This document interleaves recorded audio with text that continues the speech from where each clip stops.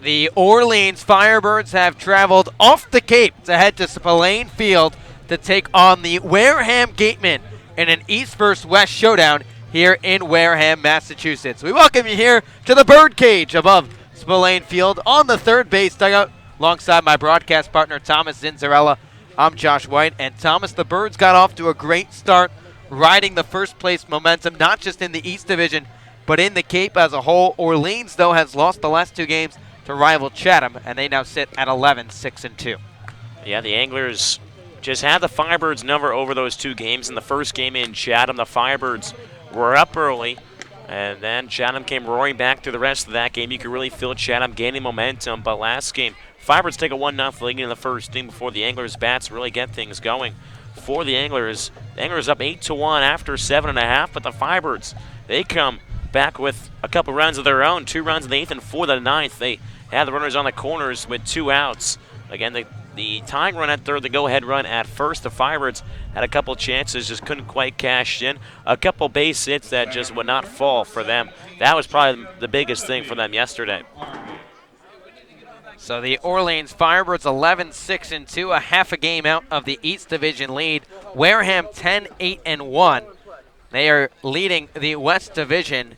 Jacob Hurtubise, the center fielder from Army, just signed and activated today by the Orleans Firebirds. Digs in, first pitch from Ian Bedell. Fastball misses upstairs for ball 1, and we are underway at 6:43 p.m. Your first pitch temperature tonight, 76 degrees, mostly sunny here in Spillane Field. The 1-0, fastball up and above the belt of Hurtubise outside the strike zone, 2-0. Winds out of the south-southwest at 10 miles an hour. Righty on lefty matchup. Here's the 2-0. Hurtubise shows bunt, pulls it back on the heater right down the chute, and it's 2-1. Your pitching matchup tonight, Ian Bedell, the right-hander from Missouri, making his 4th start of the summer. He's 1-0 and has not surrendered a run yet. 2-1. Fastball misses low and outside, and the count's 3 balls and 1 strike. One of those starts for Bedell came against the Orleans Firebirds earlier this summer. 3-1 the count, the pitch. Fastball tipped into the glove of Del Castillo, and the count runs full. Bedell went 5 scoreless against Orleans, surrendered 3 hits, walked 1, and struck out 6. But the Firebirds had the last laugh. They won 1-0 at Eldridge Park. 3-2 the count to the Birds' leadoff man, Hurtubise. Bedell rocks and fires. Payoff pitch. Fastball waved out and missed, strike 3. Hurtubise got a piece, but Del Castillo held on, and that's the first out of the ball game. Hurtubise making his debut in a Firebirds uniform. You mentioned, remember the Harge Mariners this year. Had a keen eye at the plate, but Bedell, again, dominant in his 2nd start of the season against the Firebirds.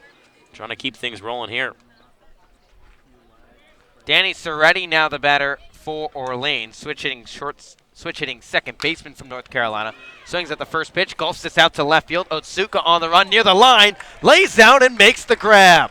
Tura Otsuka outstretched down the third base side. Supermans to rob an extra base hit away from Danny Soretti for the 2nd out of the inning. Well, Soretti's been swinging the bat a lot better for the Firebirds as glance over towards Otsuka in left field and made a heck of a catch. Out in left field, put Superman on his chest and took off. First pitch to Max Troiani. Fastball waved out and missed for strike 1. Let's give you the defensive alignment for Wareham, the outfield from left to right. Otsuka, Ward, and Rudick. 0-1. Breaking ball that's tipped by Troiani, and it's 0-2. The infield, Dallas Beaver at third, Ben Sems the shortstop, Matt McLean at second, Jacob Teeter at first, and Adrian Del Castillo, the battery mate for Ian Bedell. 0-2 the count in a scoreless ball game with 2 away. 0-2. Fastball on the outside corner, ring 'em up, strike 3. Ian Bedell, as sharp as ever, sets down the Firebirds in order and racks up a pair of punch-outs. So the Firebirds go down 1-2-3. Owen Schartz will head back out for his 4th appearance of the summer, and let's check in with our sideline reporter, Alec Hendon. Thanks, boys. I hope everybody listening had a terrific July 4th holiday, as it's a beautiful Friday night here in Wareham.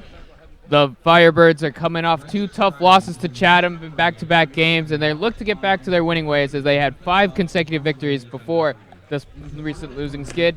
And one of the keys was the starting pitching. And the guy tossed tonight, Owen Schartz, has been very effective. He has a sub-1 ERA entering the season in his 3rd start of the year. His changeup is very effective. I expect him to attack with his fastball and look to put away guys with his changeup. Josh and Thomas, expect another low-scoring affair between two of the better Cape League teams tonight. Back to you, boys. Thank you, Alec. Filling in admirably for Scotty Gaines, who we hope is feeling a little better and will be back to full strength very, very soon. But Alec mentioned it, some low-scoring affairs between these two sides. This is the fourth and final meeting of the regular season between Orleans and Wareham. The Firebirds 2-0-1 against the Gatemen this summer. They tied the first meeting 4-4 here at Spillane Field, and then swept a doubleheader at Eldridge Park, both games 1-0. Well, yeah, in that first game in Wareham, the Firebirds had the lead for most of that game before Wareham scoring a couple late runs, tying things up, and end up tying after 10 innings. But also the doubleheader, just a pair of 1-0 wins for the Firebirds. Gill with the walk-off home run, and in the game two, Shea Whitcomb in the third of the fourth inning had a solo blast. That was all the offense that was needed in both of those games because the pitching was fantastic for the Firebirds. The pitching has been fantastic all season long for Orleans, one of the best pitching staffs in the Cape. They lead the league with a 3.06 ERA, and a lot of that due to Owen Schartz, who will make his third start of the summer. He's 1-0 with a 0.84 ERA. Braden Ward, the center fielder from Washington, will lead things off. He steps in from the left side. First pitch from Owen Schartz. Fastball catches the outside corner for strike one. Ronaldo Cockrum calling balls and strikes. David Viveros at first, and Mike Hinojosa, the third base umpire. Schartz gets the sign out of the windup, the 0-1. Fastball fouled back to the screen, and it's 0-2. Schartz, his last time up, gave out his first run of the season. He pitched 6 days ago against Harwich, picked up the win in 5 innings of 1-run baseball. He's ahead of Braden Ward, the leadoff man, 0-2. Right-hander from Nevada Reno. Rocks and fires the 0-2. Fastball lined into center field for a base hit. Braden Ward kicks off things for Wareham. He's chugging for second. Throw in, not in time. A hustle double for Braden Ward, who never stopped running and saw Jacob Hurtubise lollygag the ball back in. Yeah, Hurtubise kind of fumbled the ball out there, and Braden Ward right out of the box digging for two, and that just shows the hustle out of Braden Ward. Again, after Hurtubise, he kind of hit him in the chest and then fumbled in front of him, and so far the game been taking advantage. So now Matt McClain, the batter, the second baseman from UCLA. First pitch. Fastball runs high and tight, plunks McClain on the left elbow, and he'll trot down to first base, and the Gatemen have the first 2 runners on. So not an ideal start for Owen Schartz, who's looked so spectacular in his first 2 starts. And that will bring up the big first baseman, Jacob Teeter. Teeter at 6'6", 230 pounds. He's been off to a scorching start for Wareham. 2 on and nobody out in the home half of the first. First pitch to Teeter. Fastball corked to the left side, into left field for a base hit. Ward chugs up to third. He'll be held up there. But Teeter rockets the ball the other way, and the Gatemen have the bases loaded and nobody out. Well, it started with a good 2-strike approach by Braden Ward. Now Teeter here, the third batter of this inning, swings at the first pitch. It just doesn't do too much with it. Really just slaps it the other way through the hole. Nice line drive. And drops into the left field for a base hit. And this is what the Gatemen have done all summer long. They lead the league with a .278 batting average. Bases full of Gatemen. Adrian Del Castillo, the batter. He takes a fastball down low for ball 1. Del Castillo behind the dish tonight for Jerry Weinstein's club. Rising sophomore out of the University of Miami, batting .302 across his first 14 games. Righty on lefty matchup, Schartz sent the 1-0. Fastball skied the other way out of play, and the count's 1-1. Well, if you look on every Gateman hitter, they have almost what a catcher has, like a playbook for a quarterback. Maybe showing a pitch sequence, what Schartz throws, all that type of stuff. Here's the 1-1. Fastball golfed out to right center field. Hurtubise on the run. Daniels retreating back. He's at the fence, looks up. It's out of here. A grand salami for Adrian Del Castillo. He clears the bases and the Gatemen are up 4-0 in the bottom of the first.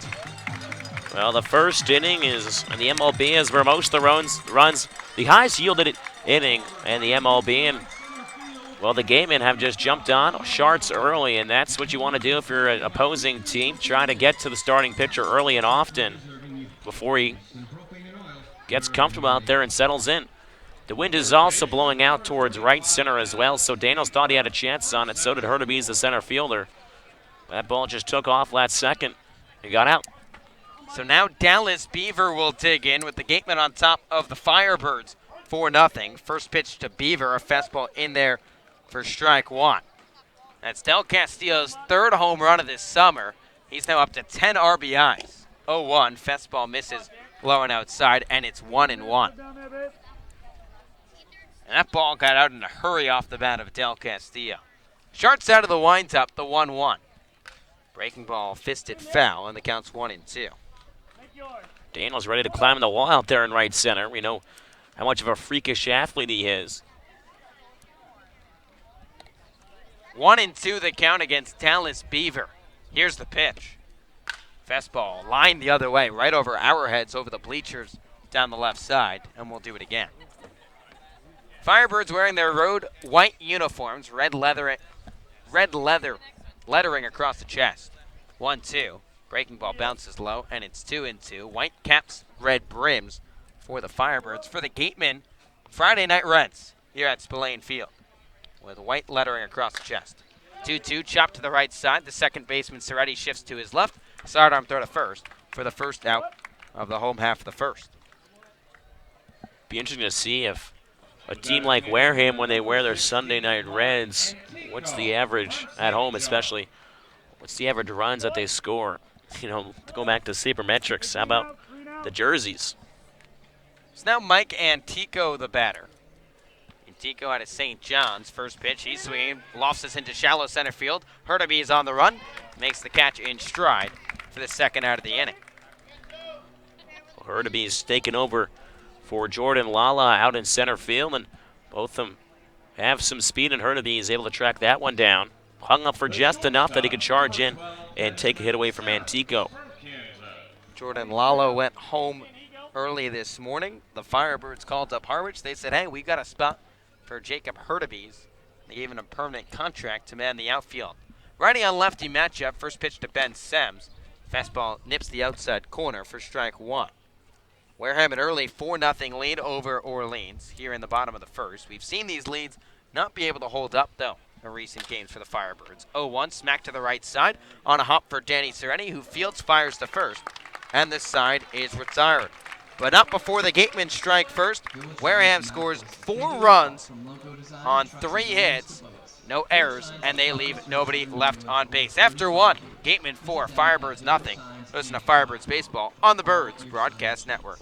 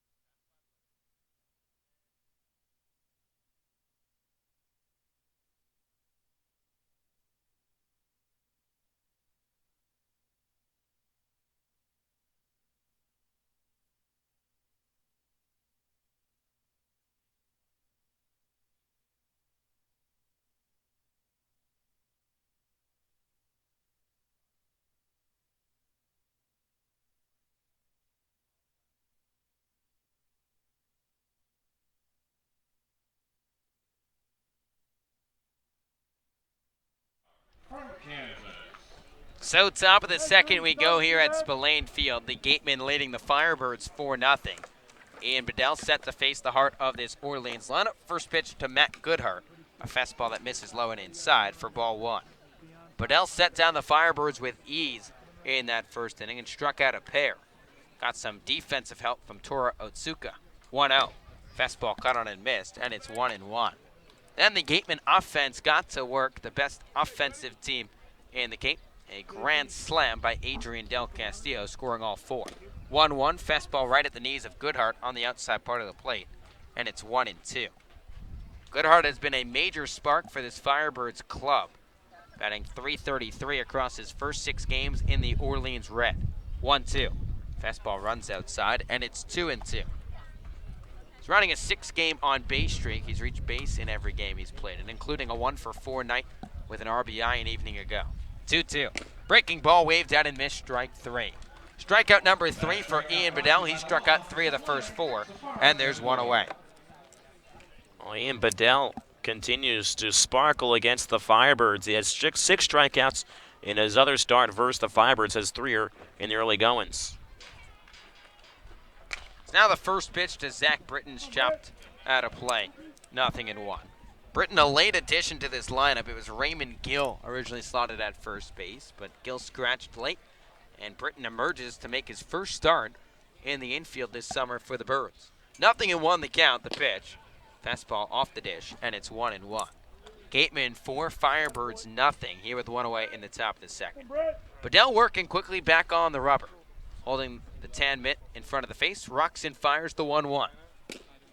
Changeup on the outside corner, and it's 1-2.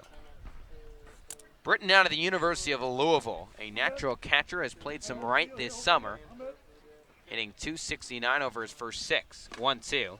Fastball above the letters, and it's 2-2. Britton 1 for 5 with 3 strikeouts against Chatham last night. 2-2 from Bedell. Fastball slicing down the left side. Otsuka ranging near the line. He'll make the one-handed grab in fair territory for the second out of the inning. Well, Otsuka, the left fielder, can almost be really almost a center fielder as well. He has speed, and so far he flashing that nice defensive play, taking a hit away from Soretti back in the first and able to track down the fly ball from Bryn here in the second.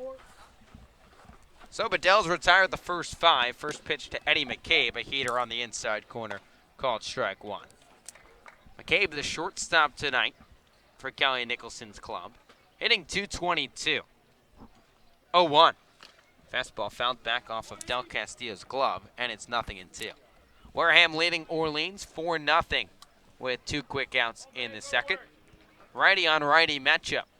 Here's the 0-2.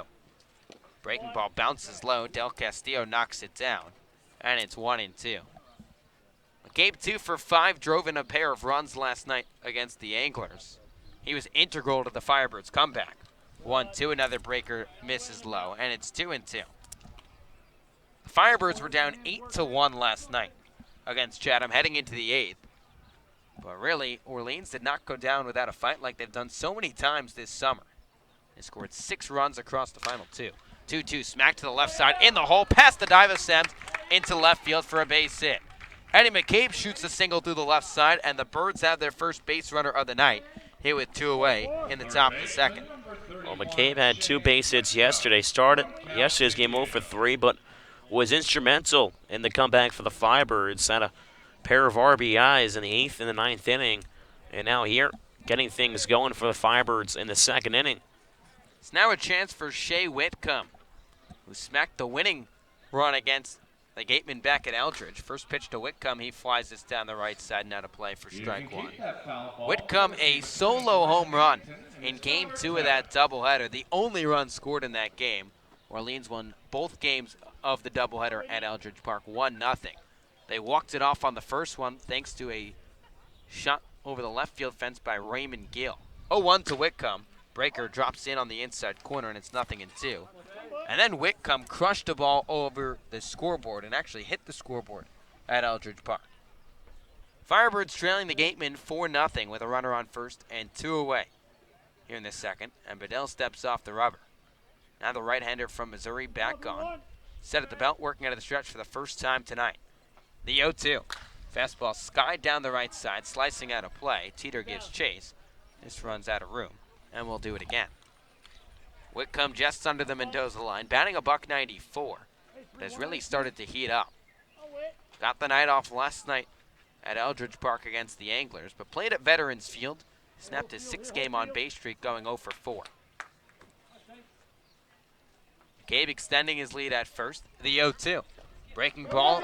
Whitcomb couldn't check his swing. Del Castillo races his ball down on the right side, throws to first in time, and the side is retired. Strikeout number 4 by Ian Bedell. He works around a 2-out single by Eddie McCabe. Orleans scores no runs on 1 hit, no errors, and they leave 1 runner left on base. After an inning and a half, it's the Gatemen 4 and the Firebirds nothing. Check out some highlights from last night's game. Once more, kicks and fires. The 1-1. Fastball hammered out towards right field. Right fielder Brand ranging back to the track. And he tried to make it, but that ball finds over the fence for a home run as the 0-2. Fastball raked on the ground towards the second baseman Zamora. And it goes down to the glove into right field base hit. 1 run is in for the Anglers. Coming in for another from second is Terrell. Open stance on the right side. The 3-2. Fastball outside corner, strike 3. The 1-2 pitch. Curveball snapped the other way into right field for a base hit. 1 run is in. It gets past the right fielder, Cabanis. Coming in to score from second is Goodhart. Gill coming in towards home as he tries to dodge Rice, the catcher, but the throw is in time as it's up to Eddie McCabe, the shortstop, to prolong this game. First pitch swinging, lines it over the second baseman head into the right field gap for a base hit.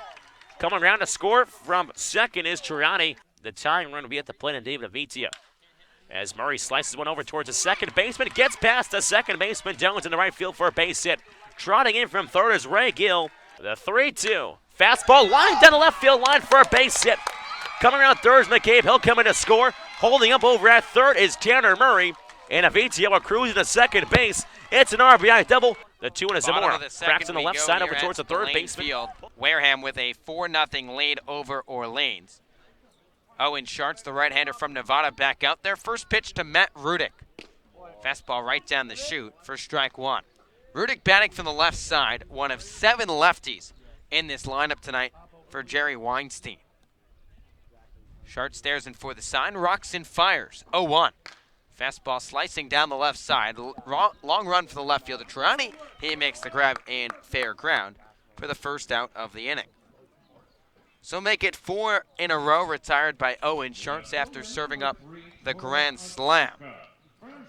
And that will bring up Tora Otsuka, the left fielder from San Diego. Otsuka attending San Diego, originally from Japan, playing in his 13th game tonight. He made a spectacular catch back in that first inning. First pitch. Fastball smacked over the head of the second baseman Soretti, down for a base hit. And the Gatemen continue to crush the ball. It's their 4th base hit of the ball game. The Firebirds just jumping out early in the count against Owen Schartz, and they're finding success in early going. So that will bring up Braden Ward, the center fielder, who kicked off this ball game with a double into center field. But it was not your traditional double. Could have been 1 base, but Ward hustled out of the box, one of the fastest players in the CCBL. Schartz out of the stretch, first pitch. Ward shows bunt, knocks it up the first base side. Schartz comes off, bare hand throw to first, not in time. So Braden Ward once again shows off the wheels, bunts for a base hit. He's halfway to the cycle, and the Gatemen with 2 on and 1 away. Well, just a picture-perfect bunt for Braden Ward, bunting up the first base line. Kind of an awkward pick up and throw over towards first base for Owen Schartz, and with Ward's speed coming out of the left-hander's batter's box, he's in easily. It's now Matt McLean, the batter for Wareham, already on top of Orleans 4-0. 2 on with 1 away. Here's the pitch. Breaking ball bounces low, handcuffs Avidia, but he knocks it down for ball 1. McLean, his first time up on the first pitch, got hit by a fastball up and in off the elbow guard on the left side. Schartz has not been as sharp as we're used to seeing him tonight. McLean right at 200 so far this summer for the Gatemen. Schartz checks on the runner at second. The 1-0. Fastball misses low. It's 2 balls and no strikes. For the Gatemen as well, they got speed both at first and second base. Something to watch out for if a ball gets in the gap.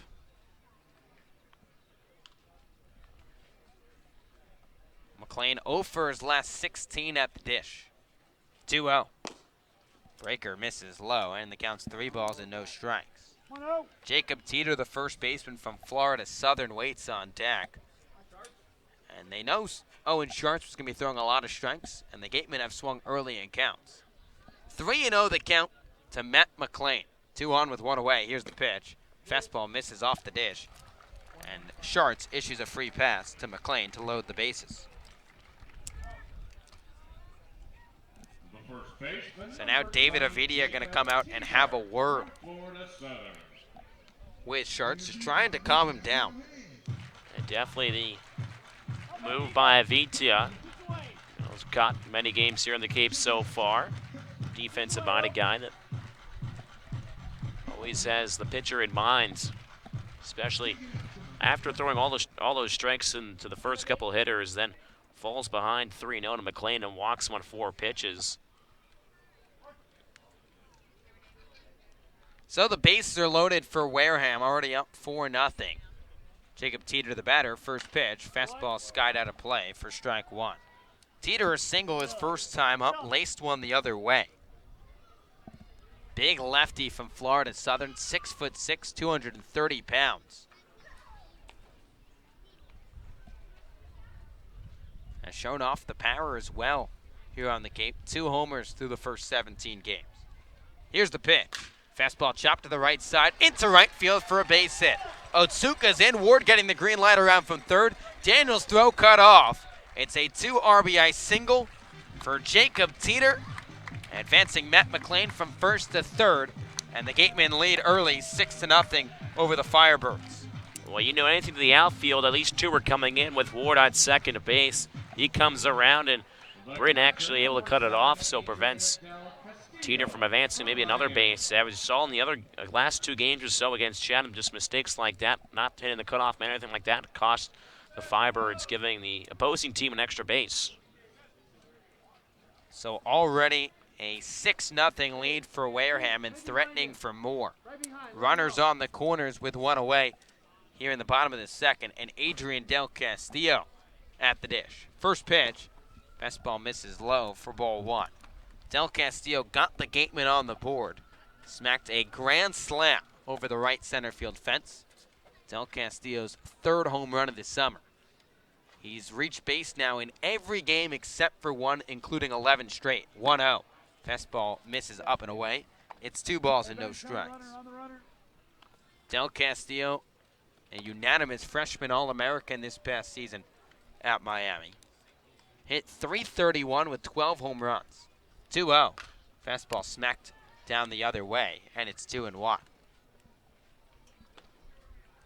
We've seen the Firebirds go down in bunches the last few nights, but they've come back.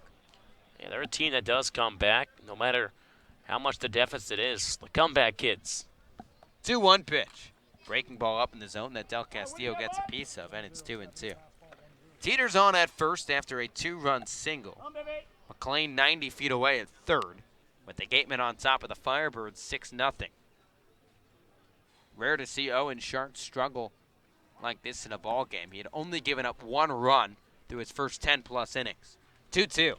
Breaking ball that Del Castillo fights off the leg of Avidia, and we'll do it again. It's kind of indicative of the last couple games or so, just the Firebirds pitching, which had been fantastic over that 5-game winning streak. Just a little flat here in the last 2 or 3 games or so. So the offense will have to try to adjust as well and try to make up for it. Sharp steps off the rubber, asks for the signs once again. That pitch count already up to 30. Right-hander from Nevada set. The 2-2. Fastball slicing down the left side and out of play, and Del Castillo continues to battle. This is what Del Castillo did in his freshman season at Miami. Prolongated at-bats, wait till he got his pitch, and then took advantage. Drove in 72 runs as a true freshman, most by a Hurricanes rookie since Yonder Alonso. 2-2, smacked out to right center field. Hurtaby's on the run. This drops down for a base hit. McLean scores from third. Teeter bumps up to second. RBI number 5 tonight for Adrian Del Castillo, and it's a 7-0 Wareham lead. Well, I'm sure our friend Stu Murray, who works for Perfect Game, Del Castillo might be an early candidate for offensive player of the night. already in the second inning. He's, as you mentioned, got 5 runs driven in, just really working counts here, especially this last one against Sharts. It's now Dallas Beaver, the batter, but before Beaver digs in, Matt Troop, the Firebirds pitching coach, will come out and have a word with Owen Sharts.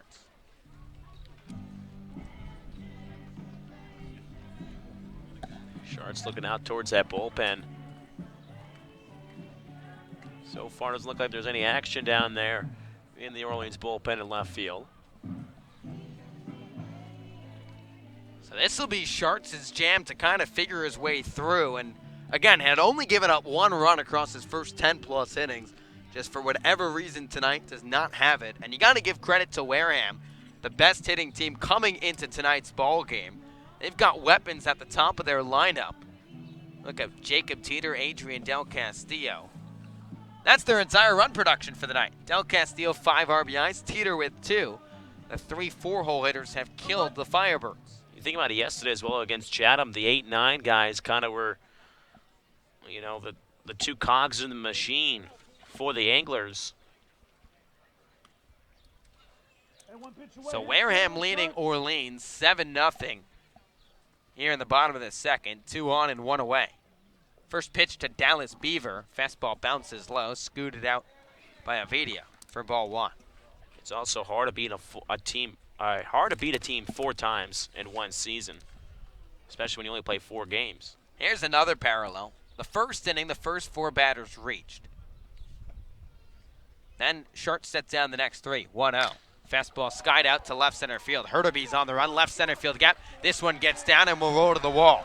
Chugging around third is Teeter. Getting the wave around behind him is Del Castillo. Cruising into second with a 2 RBI double is Dallas Beaver. And it's all Gateman here in the second. It's 9-0. The Gateman using the wind to the advantage a little bit too. Ball is just carrying a little bit more. That ball would have been gone probably at any other ballpark, but it's 4-12 out of left center field towards the bleachers. Another field where there's football also used. Of course, the 2 goalposts, one that's over the center field fence and one that's here in foul ground. It's now Mike Antico, the batter, the DH from St. John's, and Nick Garcia trotted out to the Orleans bullpen. He's pitched a lot recently, and we'll see if he starts warming up. First pitch to Antico, a breaker that bounces low for ball 1. Antico, the 8th batter of this inning for the Gatemen. If Orleans thought 4 runs in the first was a lot, the Gatemen have now put up 5 here in the second. Runner on second with only 1 out. 1-0. Fastball misses low and outside. It's 2 balls and no strikes. This inning started off with a routine fly ball to left field on just 2 pitches, and since then, Sharts has been unable to record an out. Beavers aboard at second. Antico ahead in the count 2-0. The pitch. Breaking ball bounces low. It's 3 balls and no strikes. And you got to feel bad for Owen Sharts. He clearly looks frustrated on the mound. Just does not have the same touch that he normally does. And then sometimes when a couple hard hit balls, you start trying to do too much. And 3-0. Get me over fastball. Misses low and outside, ball 4.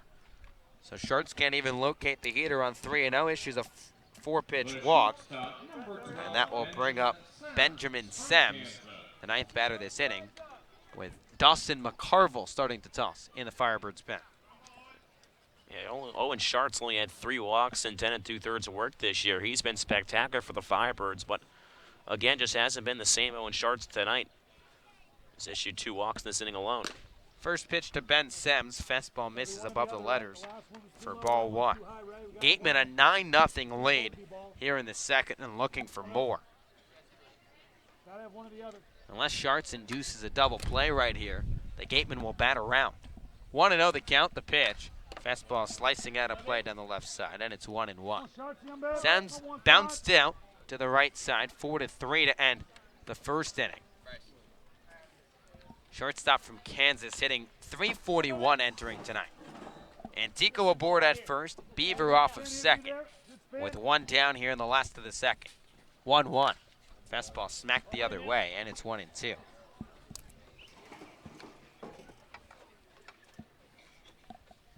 And again, not only is Sharts still laboring out there, he's up to 42 pitches in just an inning and a third. 1-2 the count. Here's the offering. Breaking ball smack to the right side, could be two. Soretti fields, underhand flip to McCabe, onto first, a 4-6-3 inning-ending double play. So Schartz is able to keep the damage at 5, but not before Wareham tacks on another 5 runs on 5 hits, no errors, and 2 runners left on base. After 2, it's a 9-0 commanding lead for the Wareham Gatemen. Let's check in with Alec Hendon. Thanks, boys. Well, not much going right for the Firebirds right now, but I know one thing that can always ease a troubled mind, and that is the Knack in Orleans. One of the best burgers I've had here on the Cape Cod. Josh and I, we discuss it every time. The avocado burger, they do a tremendous job. Great shakes, great chicken sandwiches. I was talking with the Chatham guys yesterday. They were a fan of that. Lots of great options, not too far from Eldridge Park, and a proud sponsor of the Orleans Firebirds, the Knack in Orleans. Now, we were talking about it with the Chatham broadcasters, and Alec, I want your opinion on this. I think Josh Schaefer and Cooper Boardman royally messed this up. Cooper got a chicken sandwich from the Knack. Now, don't get me wrong. You can get everything at the Knack, and you're going to get a spectacular piece of food, but how do you not go with the double avocado burger? I can't agree anymore, Josh. Chicken sandwiches are great. We love chicken sandwiches, but when you're at the Knack, you got to go with the avocado burger. It's just fantastic. So Josh Schaefer, at least, besides rocking a great first name, decided to go with the double cheeseburger, and that's an excellent choice. Right. Let's scrap the interview. Probably a good idea. It's 9. I think any restaurant on the Cape as well. You can really go to anything and get a couple different things, and it'll still be delicious. I mean, it's just talking more about the seafood-based type of menu.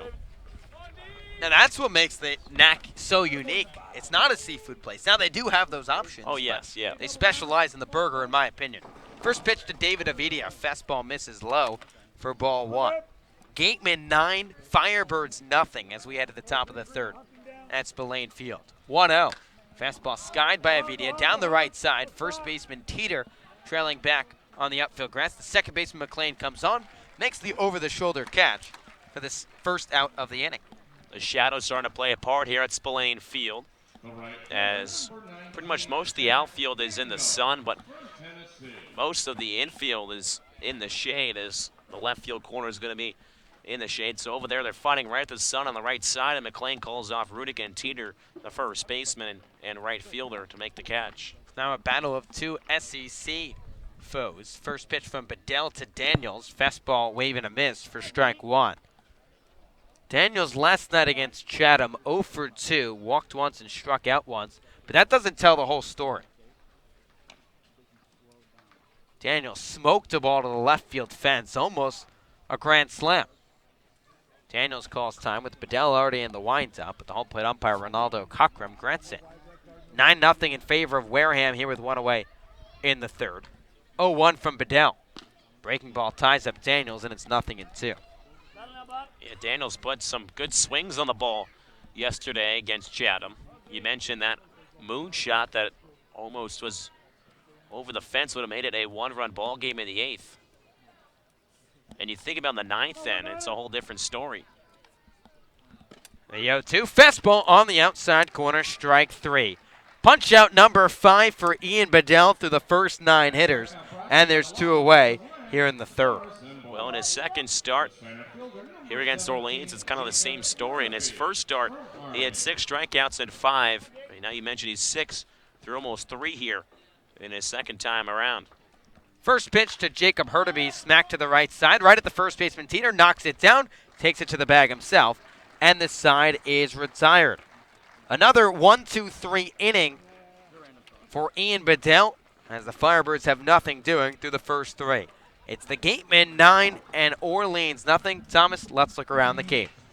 So Chatham and Falmouth playing a doubleheader at Arnie Allen Diamond, as the Commodores took game 1 against Chatham 3-2. In game 2, it's in the bottom of the 4th inning. Chatham leading the Commodores 6-1. Over in Brewster, it's the Whitecaps holding an 8-7 lead over the Windy Red Sox at Stony Brook Field in the bottom of the 7th inning. And then over in Bourne in the top of the 5th inning, Bourne 3, Harwich nothing. And then out in Hyannis at McKean Park, It's the Kettleers in the top of the fourth, leading the Harbor Hawks by a score of 3-0. It's a close race in both the East and the West for the #1 seed. Wareham owns a 1-point lead over the Kettleers. 21 points for the Gatemen, 20 for the Kettleers. And then out in the East, it's Chatham and YD, both with 25 points. And YD right now losing to the Whitecaps, and Orleans just 1 point off the lead in the East with 24 points. So it should make for a fun July and early August here on the Cape. A fun July and early August indeed. Not such a fun night for Owen Sharts and the Orleans Firebirds here at Spillane Field.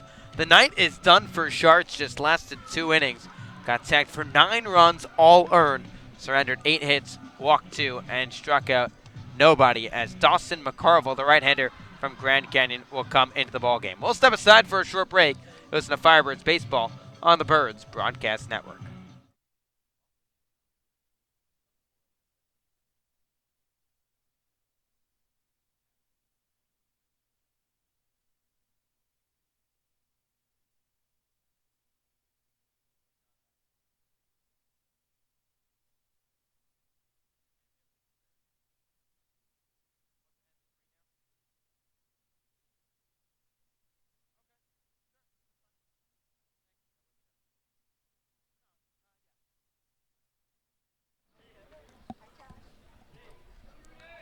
Last of the third here at Spillane Field. The Gatemen on top of the Firebirds, 9-0.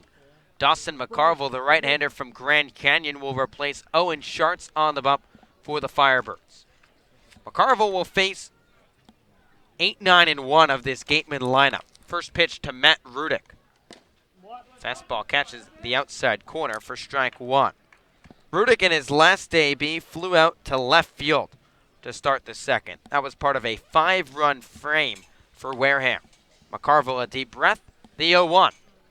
Fastball skied into shallow right field. Daniels retreating to his left, has this one lined up with plenty of room, makes the one-handed grab for the first out of the inning. And Zach Daniels able to track down the ball, and McCarville retires Rudick. Rudick 0 for 2 now. He is the one of the only 2 Gatemen to not reach base so far in this ball game. So we gave you the final line on Owen Sharts. We'll give it to you once again. He just lasted 2 innings, got tagged for 9 runs, all earned. 8 hits, 2 walks, and no Ks. First pitch to Tora Otsuka. A breaking ball that misses low for ball 1. Gatemen a resounding 9-0 lead here in the bottom of the third on their home turf. Righty on lefty matchup. McCarville out of the windup, the 1-0. Fastball runs high and tight. Some chin music to Tora Otsuka. And it's 2 balls and no strikes. For McCarville, it's his 4th appearance on the Cape. He's 1-0 with a 2.84 ERA. 6 1/3. Has a save as well for the Firebirds. 2-0 pitch. Fastball nips the outside corner, and it's 2-1. And in that game for McCarville where he earned the save, it was 2 appearances ago now, went 4 innings of no-hit baseball and faced the minimum. Only base runner he allowed was on an error, but erased it with a double play. 2-1. Fastball runs low and in, and the count's 3 balls and 1 strike. And that was right around the same stretch when Isaac Escada was dominant for the Firebirds out of the bullpen. It was a couple consecutive streaks like that between McCarville, Escada, a couple other Firebirds bullpen pitchers. 3-1 the count to Tora Otsuka, the 9-hole hitter for Wareham. Here's the pitch. Fastball rocketed the other way, but out of play. And the count's full. McCarville last pitched 2 nights ago against the Chatham Anglers. Just lasted an inning, gave up 2 runs, both earned, and surrendered 4 hits. Spent 2 seasons at Glendale Community College, now going to play for Grand Canyon, the Lopes, as they like to call them. 3-2 the count, the pitch. Breaking ball runs outside for ball 4. So McCarville issues a free pass, and Otsuka will trot down 90 feet. Well, Otsuka gets ahead of the count, takes a couple pitches that he likes, takes a couple practice hacks, and able to work a walk in the end. So Braden Ward, the center fielder from Washington, will step in for the 3rd time tonight. It's a 9-0 Gateman lead here in the last of the third. Ward halfway to the cycle. A double in his first AB, then a bunt single in the second. First pitch. Fastball runs low and inside, almost plunks Ward on the shoes, but he dances out of the way for ball one. We've seen Ward's speed throughout the summer, especially tonight. It was a hustle double by Ward, just hit a single into center, busted up the second out of the box, then bunted a line up the first base side. 1 out. Fastball misses in, and it's 2 balls and no strikes. This Gateman offense, again, ranks first in the Cape in batting average at 278. They're top 5 in runs per game, just above 4.5 per contest. But they don't hit a lot of home runs. And other than that, they don't do too much. 2-0, fastball crushed out to right field. Long run for Zach Daniels. He looks up at the track, and this ball is gone.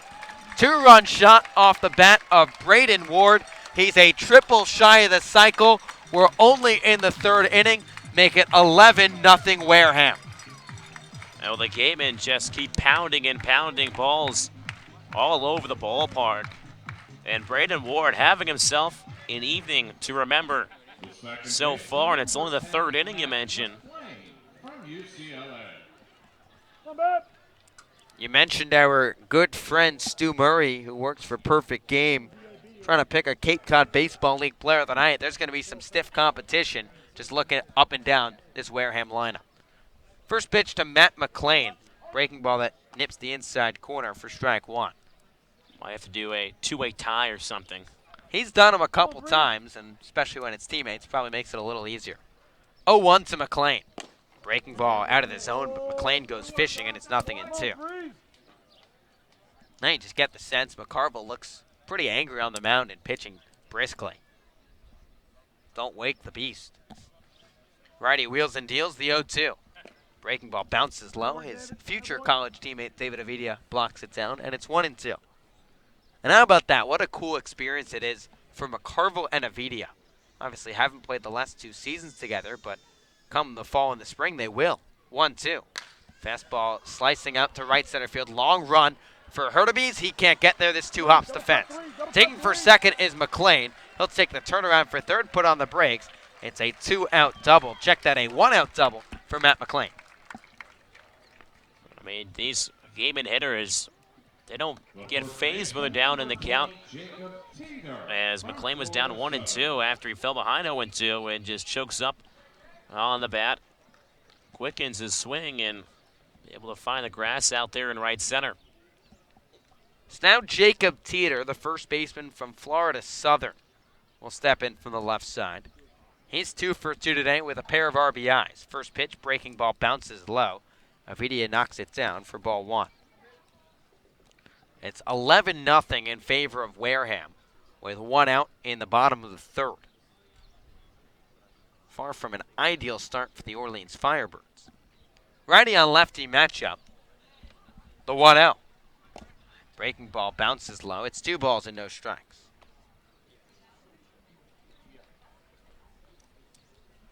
Teeter, a Division II player, but has held up against some of the best pitching in the country. Entered tonight, tied for 7th in the Cape with a .333 batting average. Takes the 2-out, bounces it to the right side.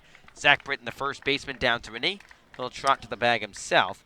But moving to third base is Matt McLean, and there's 2 away. So the Gatemen scored 4 runs on 3 hits in the first. They tacked on 5 more in the second on 5 hits. And they have 2 more here in the third on a pair of base knocks. And Adrian Del Castillo, who has 5 RBIs in his first 2 ABs, digs in. First pitch, breaking ball misses low for ball 1. Del Castillo, a grand slam back in the first, then smacked an RBI single the other way and came around to score. 1-0. Breaking ball chopped up the first base side but foul, and it's 1-1. Saw the other night a 15-1 score. Favor of the Chatham Anglers over the YD Red Sox. Very rarely will you see that. 1-1 bounces low. Del Castillo puts the stop sign up for McLean. It's 2-1. Well, the way these Gatemen bats are swinging right now, they are red hot. 10 hits already in the third inning. 2-1. Fastball to the right side. Diving stop by Zach Britton. Knocks it down to his feet. Throws to McCarville in time. And the side is retired. So how about Zach Britton flashing the leather on the first base side? He gets the Birds out of the inning. But not before the Gatemen tack on 2 more on the 2-run shot by Braden Ward. They scored 2 runs on 2 hits, no errors, and 1 runner left on base. After 3, it's Wareham 11, Firebirds nothing. You listen to Firebirds Baseball on the Birds Broadcast Network. The pitch, not running. Fastball hit hard up the middle, gloved by the shortstop McCabe. Underhand flip to Soretti. On to first, a 6-4-3 inning-ending double play. And hit it to first base. Breaking ball hit hard and deep to left. And Tico chases it. It's gone. Ray Gill walks it off for Orleans. The University of Miami first baseman. Firebirds 1, Gatemen nothing. Pouring out of the first base.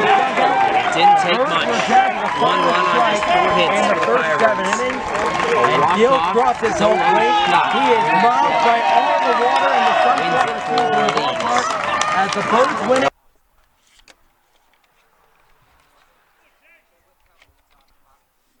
There's a 1-0 pitch. Wilcom sends one high in the air towards left field, towards the scoreboard. It's gone. And the Firebirds are back on the board here in Game 2. We can call this Firebirds team a solo home run machine because that's all they do too. First pitch to Darren Baker, right back to the third baseman. Tags the runner at third, throws across the diamond, and they got him. First pitch he sees, hits with a flare out towards center field, and it's right in at the center fielder. Daniels running off towards third base was Rudick. I think it's been all Gatemen so far as they lead the Firebirds 11-0, 4 in the first, 5 in the second, and 2 in the third inning. First pitch rolled over towards the first baseman. Teeter scoops it up on a 2-hop, will step on the bag himself, and Soretti is retired for the second time tonight. As in both ABs so far, he has swung at the first pitch. So Bedell continues to deal here on the hill. Just allowed the 1 hit to McCabe in the second inning. Max Trani, the left fielder, will dig in from the right side. Righty-righty matchup, first pitch. Good on a miss for strike 1. Trani so far struck out back in the first. Bedell working from the windup. The 0-1. Fastball at the belt for strike 2. Trani's in the hole now, 0-2. Bedell already with 6 strikeouts so far. Here now working in his 4th inning. 0-2. Fastball misses down below the knees. Got a ball on 2 strikes. Bedell only had 13 strikeouts in 14 2/3, which is right around where you want to be. 1-2 pitch, Toronto loops one over towards the first baseman, Teeter, who comes running over towards the second baseman, McLean, and will take it away for out number 2. So 2 up, 2 down now here in the top of the 4th. For the Firebirds, again, just the only base runner to reach was McCabe on a single in the second. Matt Goodhart, the DH from the left side, takes a fastball above the letters for ball 1. 2 outs, nobody on here at the top of the 4th. 11-0 Gatemen lead. 1-0 pitch off speed, cut on a miss for strike 1, and kind of ball on a strike. Bedell working quickly from the windup, the 1-1. This one's chopped over towards the fair first base side of the fair ground. Teeter once again backhands it and steps on the bag himself. So Jacob Teeter doing some work over there at first base. He makes all 3 putouts, and the 1-2-3 worked by Bedell as the Firebirds trail the game in after 3.5, 11-0. Listen to Firebirds Baseball on the Birds Broadcast Network.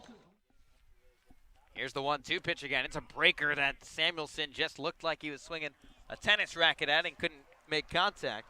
It's the second strikeout of the inning for Wilcox. And they're dugout, so way to go back in there for Andrew Abbott. 1-2 fast. The 1-0 pitch. Fastball catches the inside corner, and it's 1-1. And you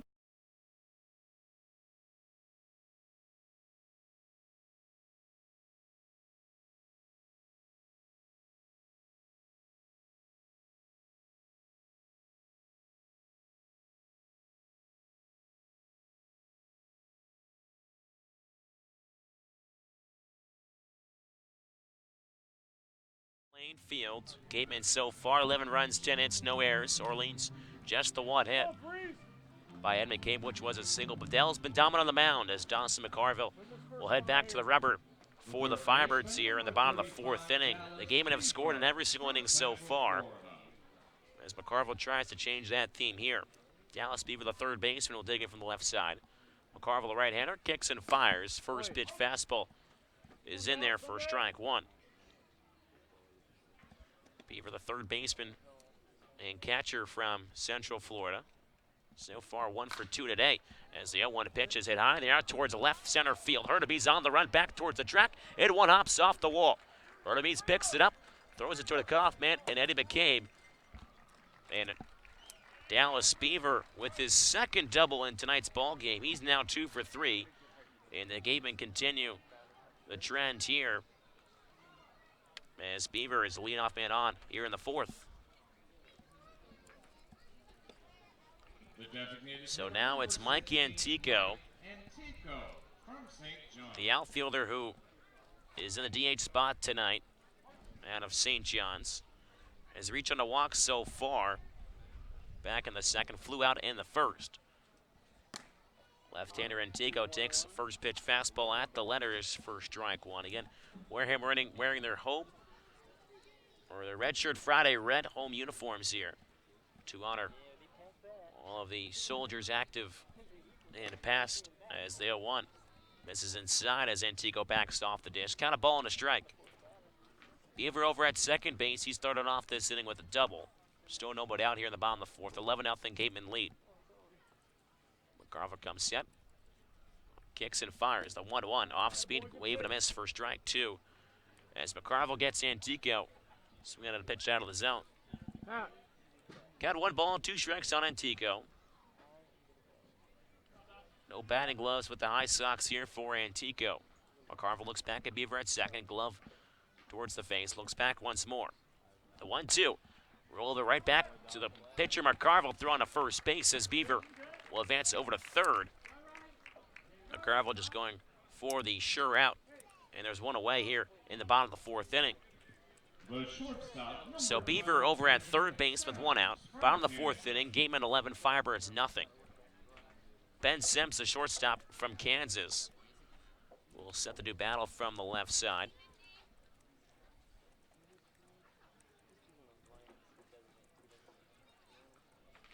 Hitting .341 this season. First pitch swinging.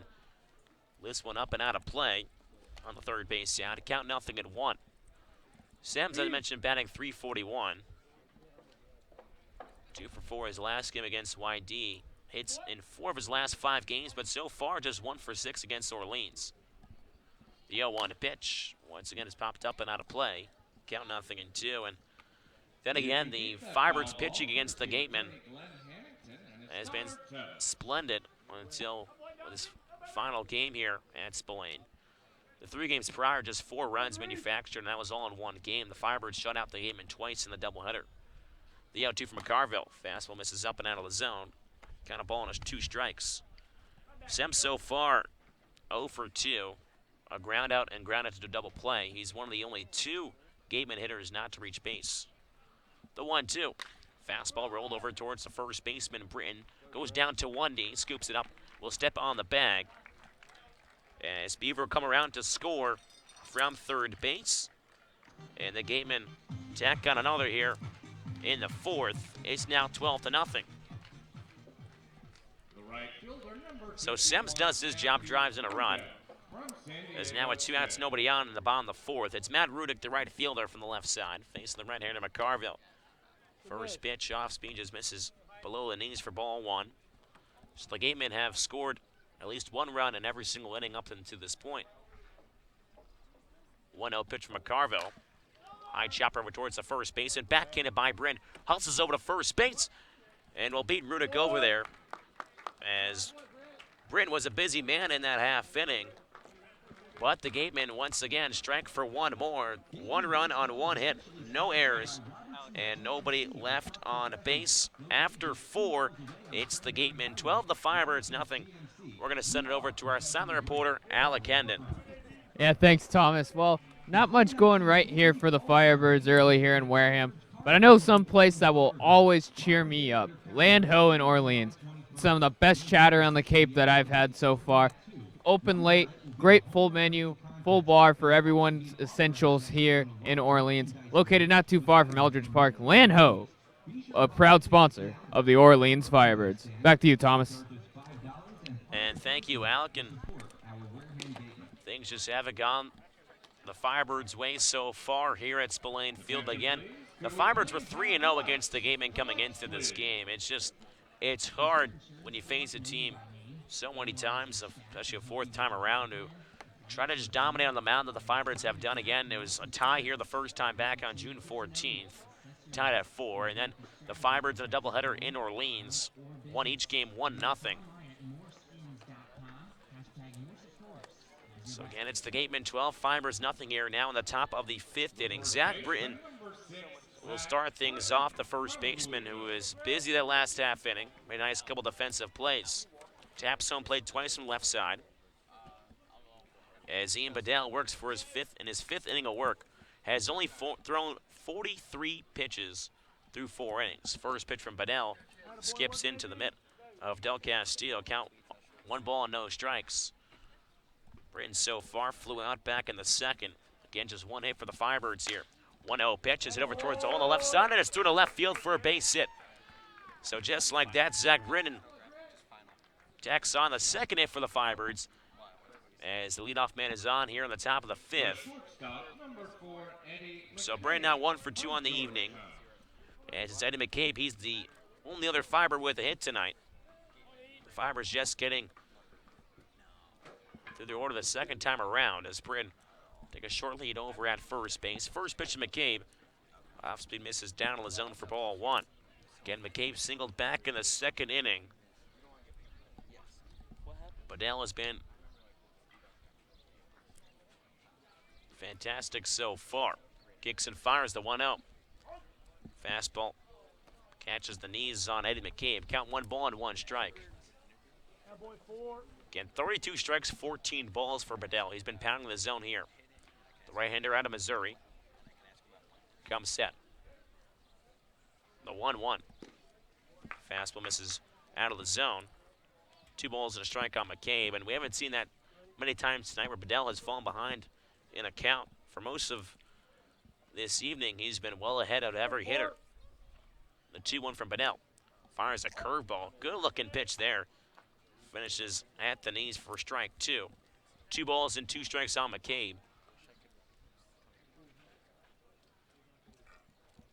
Bedell works quick. Comes set from the chest. The 2-2. Reaching for, cut on a miss, strike 3. And Eddie McCabe goes down swinging as Bedell picks up another strikeout here. Make the number 6 on the evening. And with 1 out here in the top of the 5th inning, Britton over at first base. Gatemen with a 12-run lead here in the early goings. They had 4 in the first, 5 in the second, 2 in the third, and 1 in the fourth. Shea Whitcomb, the third baseman from the right side, open stance as Bedell will fire over towards first base as Britton will hurry back, standing in. Lights start to take effect here at Spillane Field. The sun setting at 7:46 here in Wareham, Massachusetts. A couple shadows starting to be played out in right center. First pitch of Whitcomb hits a hard shot out towards the left center field. Yet Ward going up, reaches his glove, he can't get it. It rolls up against the wall. Britton heading around third base, hold up there as Ward, the center fielder, plays on a hop off the wall and throws it back in quickly as Whitcomb standing in over at second base. It's a 1-out double for Shea Whitcomb.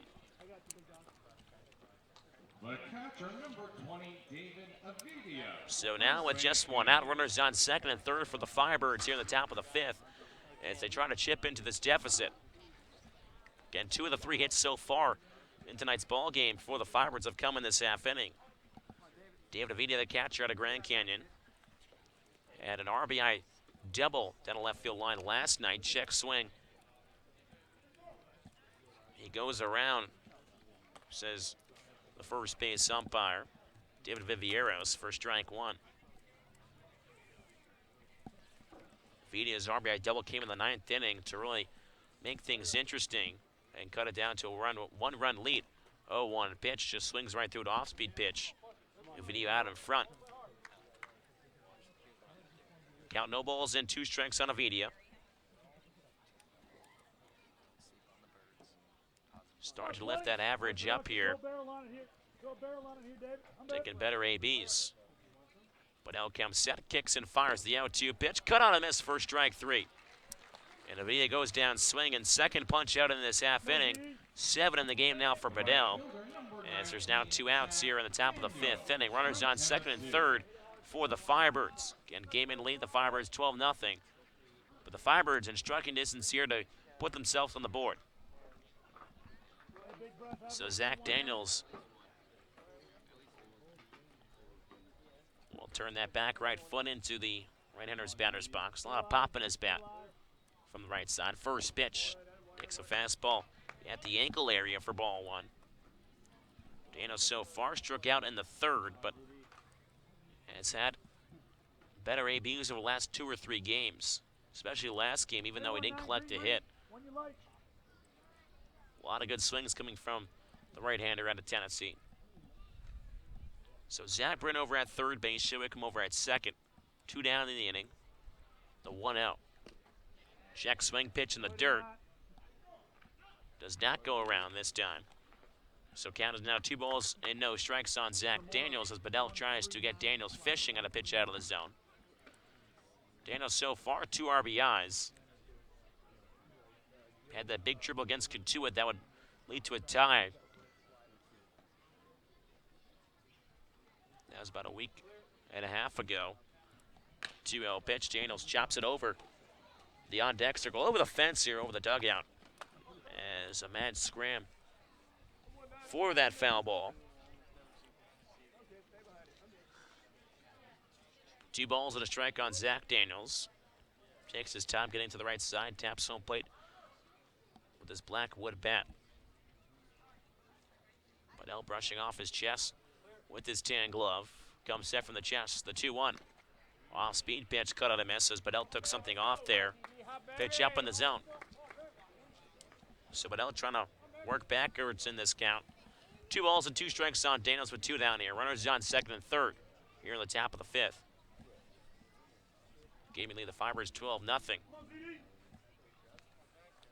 Daniels trying to put the Firebirds on the board here. Bedell asking for signs once again. Come set now. The 2-2. Fastball is hammered out towards left field. Otsuka on the run over there looking up, and it hits off the base of the wall. Braden Whitcomb coming to score as Daniels will hold up over at second base. It's a 2-out, 2 RBI double for Zach Daniels, and the Firebirds on the board here in Wareham. So Zach Daniels almost put one out onto the bleachers out in left field, but does his job, make that the 3rd hit now in this half inning, the 2nd double. As now the top of the order rolls back around for the Firebirds. They trail the game in 12-2 with 2 outs. Daniels off his second. Hurtubise. First pitch to him misses low for ball 1. So the Firebirds now through the order 2 times now. Hurtubise now in his 3rd AB against Bedell. Starting to figure things out. Bedell looks back at Daniels, kicks and fires. The 1-0 pitch is lined over the second baseman into right field for a base hit. Daniels holding up after he took a strong turn. Hurtubise going towards second. Teeter throws over to the second base, and Hurtubise is cut out at second base.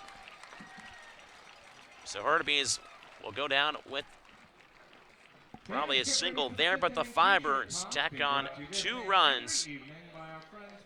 And that half inning they trail the Wareham game in by a score of 12-2. But again, the Firebirds collecting a couple base hits in that half inning. As we'll take a look at the standings here. Again, the Chatham Anglers with the win yesterday put themselves ahead of Orleans, and YD winning as well. They both are 12-6-1 at the moment. Chatham though falling in game 1 of their doubleheader, so now 12-7-1. Orleans just 1 point behind both the Red Sox and the Anglers at 11-6-2 with 24 points. Brewster 9-9-1. They have 19.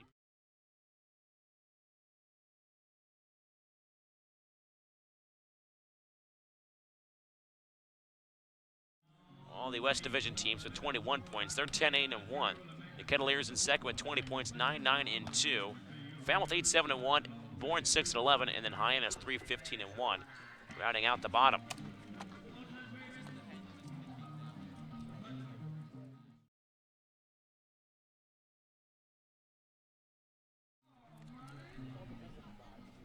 A 9-3-6 putout. Able to get Heritabees trying to extend a single into the double after Daniels held up at third base. So again, here in the bottom of the fifth, it's the Gatemen 12, the Firebirds 2.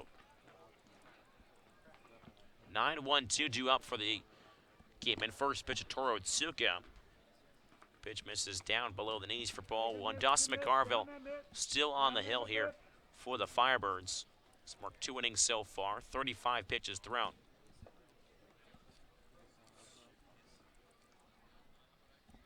One pitch of Tsuka hit hard on the ground towards the right side. Sliding to 1 foot of Soretti. Spins and turns over to first base.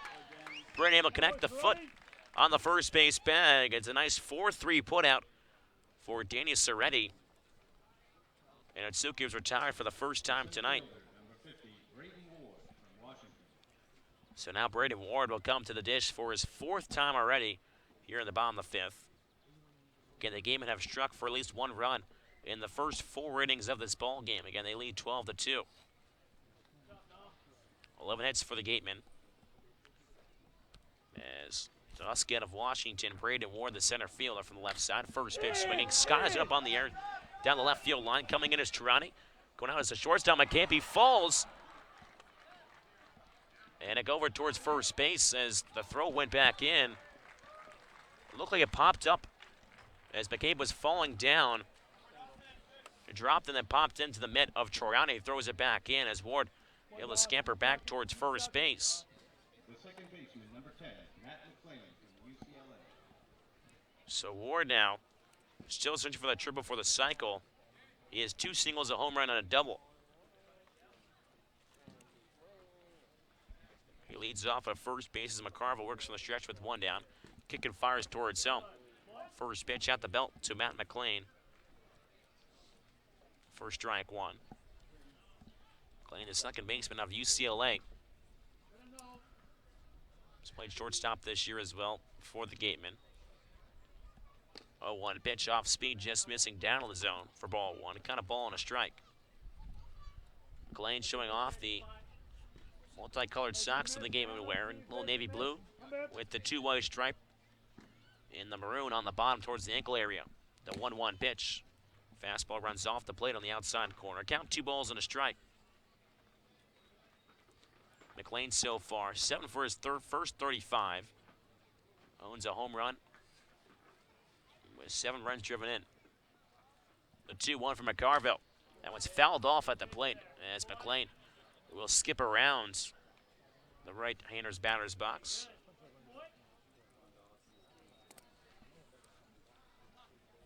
Count is 2 balls and now 2 strikes on McClain as he tries to shake off the ball coming off, hitting off his ankle. So Braden Ward over at first base. Zach Brennan not holding him on. Over at first, they'll let Ward take his lead. Again, Gatemen lead the Fibers 12-2 here in the bottom of the 5th. The 2-2 from McCarville. This one's off the edge of the barrel. He will trick over towards the first base's coach's box. Foul.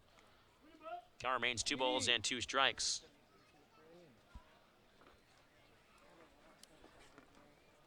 So McCarville looks to work his way out of this 1-out single from Braden Ward.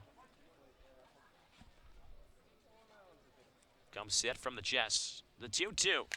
This one's hit hard on towards the left side of infield. It's past the shortstop McCabe into left field for a base hit. So ball that just gets to the left side of the infield. About 5 feet to the right, more towards up the middle. That would have been a routine double play. So now runners on first and second. Still 1 out here in the bottom of the 5th inning. Gatemen 12, Firebirds 2. It's Jacob Teeter, who's 2 for 3 so far. Pair of singles and 2 runs driven in. First pitch at Teeter. Fastball brushes him off the inside corner for ball 1. Teeter, one of these 7 left-handers in this batting order for the game in tonight. McCarville kicks and fires the 1 out. Fastball misses low and outside. Count 2-0. Again, Braden Ward over at second base. McLean leading off at first. 1 down here in the 5th inning. 2-0. Fastball runs low and in on Teeter. Count 3-0. Teeter so far one of the more dangerous hitters in this game. Blake Josh was talking about how tall he stands. He towers in from the left side. A 3-0 pitch from McCarville. Fastball right down Main Street for strike 1. As McCarville tries to fight back in this count. 3 balls and 1 strike. The pitch. 3-1 pitch is hit hard on the ground. This one's rolls foul. So it takes a sharp right turn past first base. So count is now full at 3-2. Runners on first and second, 1 out here in the bottom of the 5th. Game and lead the Firebirds 12-2. McCarville will try to put away Teeter here or induce a ground ball to end this half inning. Looks back at Ward at second, kicks and fires. The 3-2. Fastball outside corner, strike 3.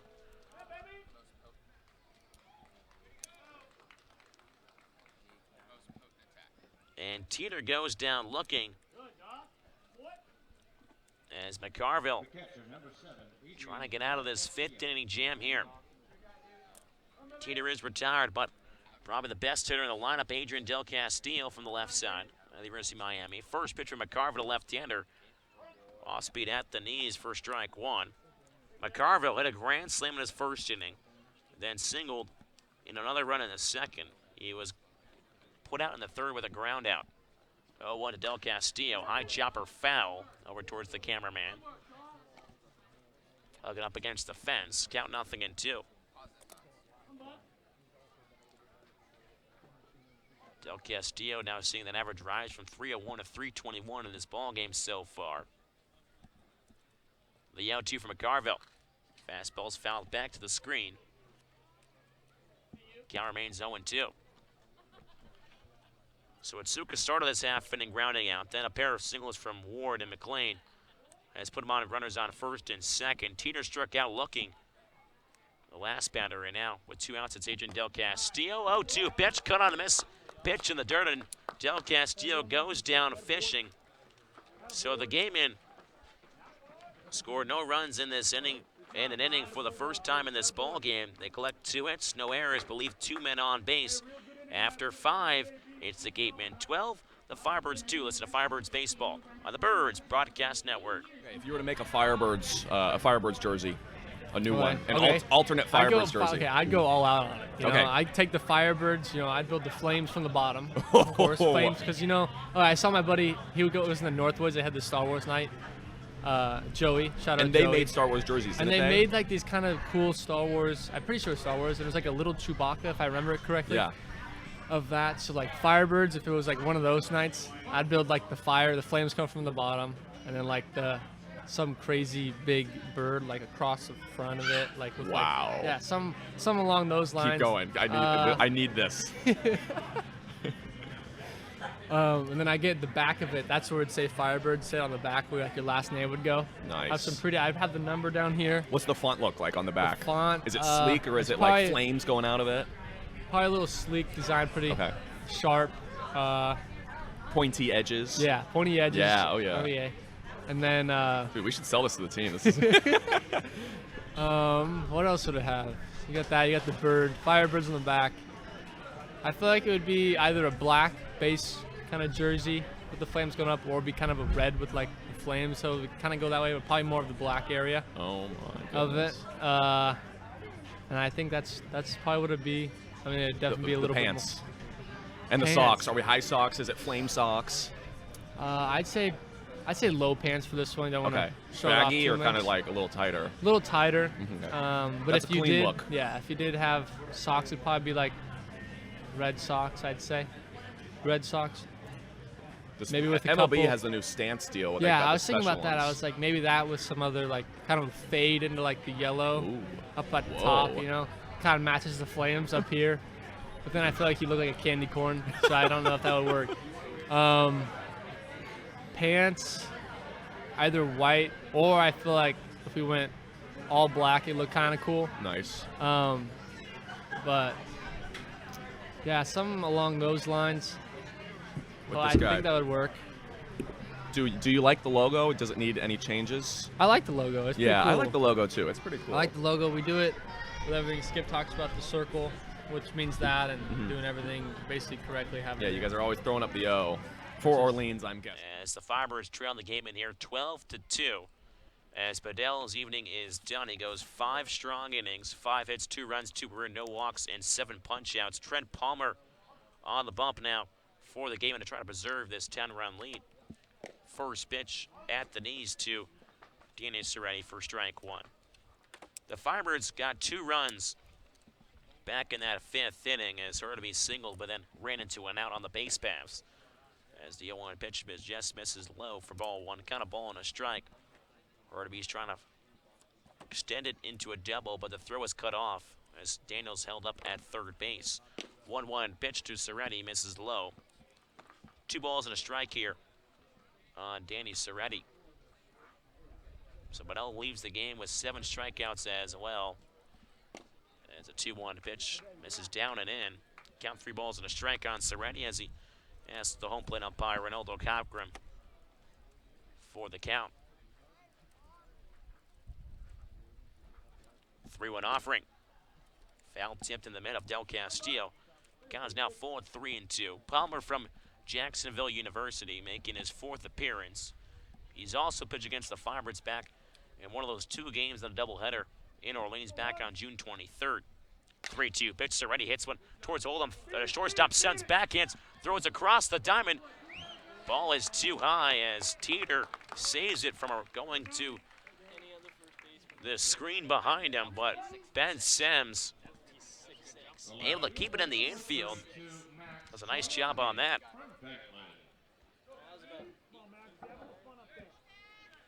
So now Serretti is aboard. As the Firebirds collect their 6th hit in this ball game, just the 2 runs to show for though. Max Trani from the right side, facing the right-hander Palmer. First pitch fastball.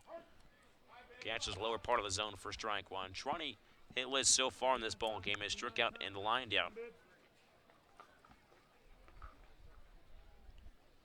0-1 pitch and a wave and a miss. For strike 2, 0-2. Palmer has not allowed a run in 8 1/3 innings. Each of those relief appearances has been at least 2 innings. As the 0-2 pitch, foul tipped for strike 3 into the mid of Del Castillo, and Trani goes down swinging here in the 6th inning. That's now 1 out in this half inning as Serretti's over at first. Palmer's last appearance was back on June 30th against Cotuit, at a 1-0 win for the Gatemen. Went 4 strong innings, just allowed 2 hits. First pitch skips in to Matt Goodhart for ball 1. Firebirds trying to attack this bullpen here on the game. And the 1-0 pitch once again hops into the mid of Del Castillo, count 2-0.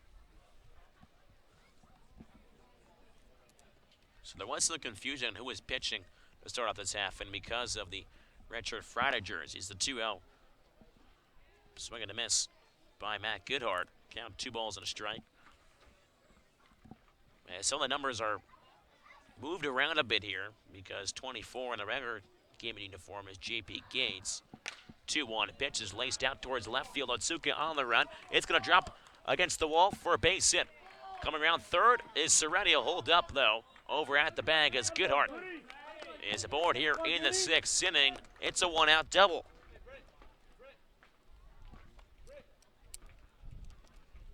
So Serretti pulled on the brakes at third. And we've seen the Firebirds bats come alive now over the last inning plus. They scored 2 in the 5th, trying to strike for some more here in the 6th. Zach Brin, the first baseman. He singled and scored back in the 5th. The second hit for the Firebirds was his single. Takes a first pitch fastball low and outside for ball 1. Palmer facing the left-hander Zach Brin. 1-0 pitch. Brin fouls it back to the screen. Got a ball and a strike.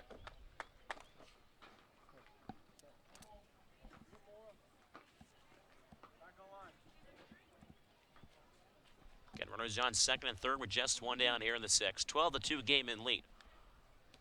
Palmer waves his arms in the air, comes set from the belt. The 1-1. Off speed in the dirt. Del Castillo goes down to his knees to block it. Brin's ahead in the count, 2 balls and a strike. Again, Brin so far, he singled and he flew out 1 for 2 on the evening. He's already clapping his hands over at third. A 2-1. Fastball just misses low and outside. Count heads to 3 balls and a strike on Britton. Palmer so far, 17 pitches already used, 9 strikes and 8 balls through just a third of an inning. The 3-1. Britton fouls it back behind the press box area behind the dish. Count heads to 3 balls and 2 strikes. Even though the Firebirds only have 2 runs, they have recorded 7 hits in this ball game. 4 hits in the last, 2 here in the 6th. The 3-2. Grounds it over towards the third baseman. Hits off the glove of Bieber. Goes past Sems, the shortstop, into left center field. As Goodhart able to advance towards third base. And another run comes across for the Firebirds here. And it's now a 12-3 game in lead. The shortstop, number 4, Eddie McKay from Georgetown. So Serenity again came in to score. Goodhart over at third base as Brin reaches first. So Eddie McCabe, the shortstop, already has a hit tonight for the Firebirds with 1 down. Looks for another here in the 6th.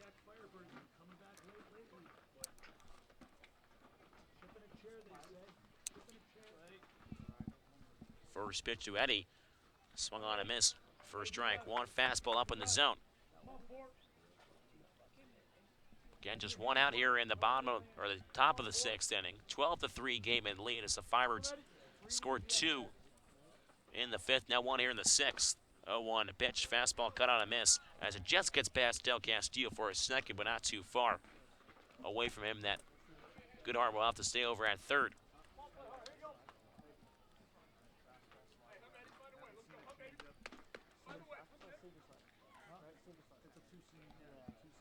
Count no balls in, 2 strikes. A pitch from Palmer. 0-2 just misses low and outside. Got a ball and 2 strikes on McCabe. Again, runners on the corners with 1 down here in the top of the 6th. Palmer in a little bit of a jam here. The 1-2. Fastball comes up and in as McCabe ducks out of the way. Almost hits the deck there. 2 balls in, 2 strikes. McCabe digs into the back and on the right side. Palm on the right hander set from the belt. The 2-2 offering. McCabe slashes one through the right side of the infield into right field for a base hit. It's an RBI single for Eddie McCabe. And the Firebirds chip in once again. They tack in another here in the 6th. It's a 12-4 ball game. The third baseman, number 31, Shea Whitcomb from Cal San Diego. So Britton moves over to second base. On the RBI single from Eddie McCabe, he has now collected 2 hits in this ball game. Another multi-hit game for McCabe. And now Shea Whitcomb, the third baseman, who rocketed a double into the gap in left center. Well, now do battle from the right side. Runners on first and second, just 1 down. First one pitch, McCabe is scooped out towards shallow right field. The second baseman, McLean, goes out and will retrieve it and will make the catch for the second out. So Whitcomb was retired on 1 pitch. As now the catcher, David Avitia, The catcher, number 20, David Avidia will dig his back foot in to the back end of the right-hander's batter's box, picks up some dirt. As little David Ortiz spits into his hands. 2 outs here in the top of the 6th inning. 12-4 game in lead. Runners on first and second. Palmer kicks and fires from the stretch. On the inside corner for strike one on Avitia. Avitia's popped out and struck out so far. Palmer looks back and good over at second base. As the 0-1 pitch is in there at the belt. Count 0-2 on Avitia. So Palmer finally able to pound the zone here towards the end of this half inning. Struggled a little bit early. The 0-2. Fast misses above the letters. Count now ball and 2 strikes on Avitia. Here, Avitia don't want to do too much. Chokes up on the bat with 2 strikes on him. The 1-2. Off-speed runs off the plate. Count 2 balls and 2 strikes on Avitia. Palmer will step off the mound. Will take his time now.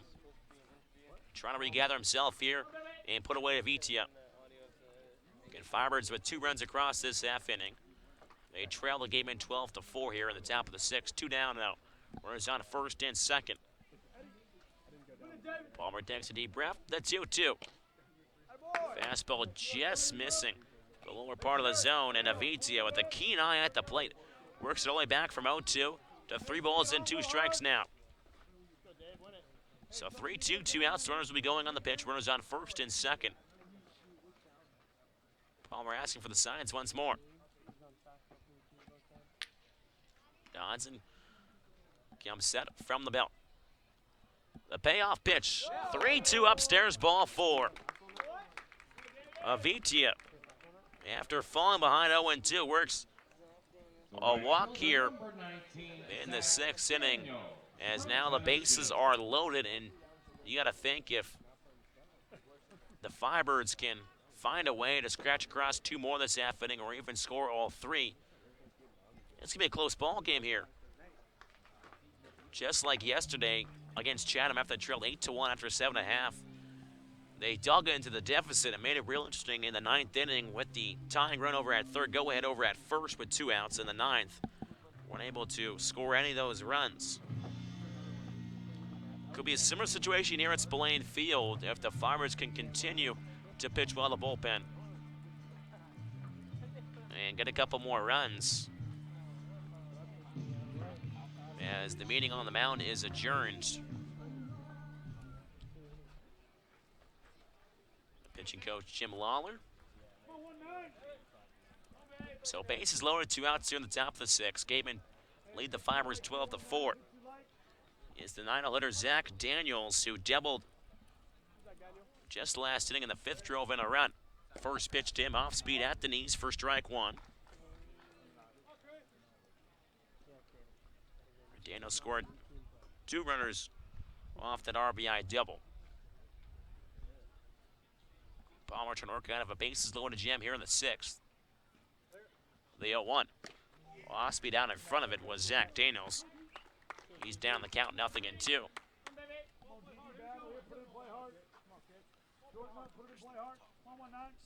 Again, Britton over at third base. McCabe over at second. Avitia at first. 2 down here in the 6th inning. Count no balls and 2 strikes. Palmer trying to work out of here. The 0-2. Swung on a miss for strike 3. And Daniels goes down swinging here in the 6th inning as the Firebirds put together 2 runs on 3 hits, 1 error, and 3 men left on base. After 5.5 innings, it's the Gatemen 12, the Firebirds 4. As we're taking a look around the Cape on the out-of-town scoreboard. Again, the Commodores took game 1 against Chatham 3-2, and got a doubleheader going down at Arneon Endowment today.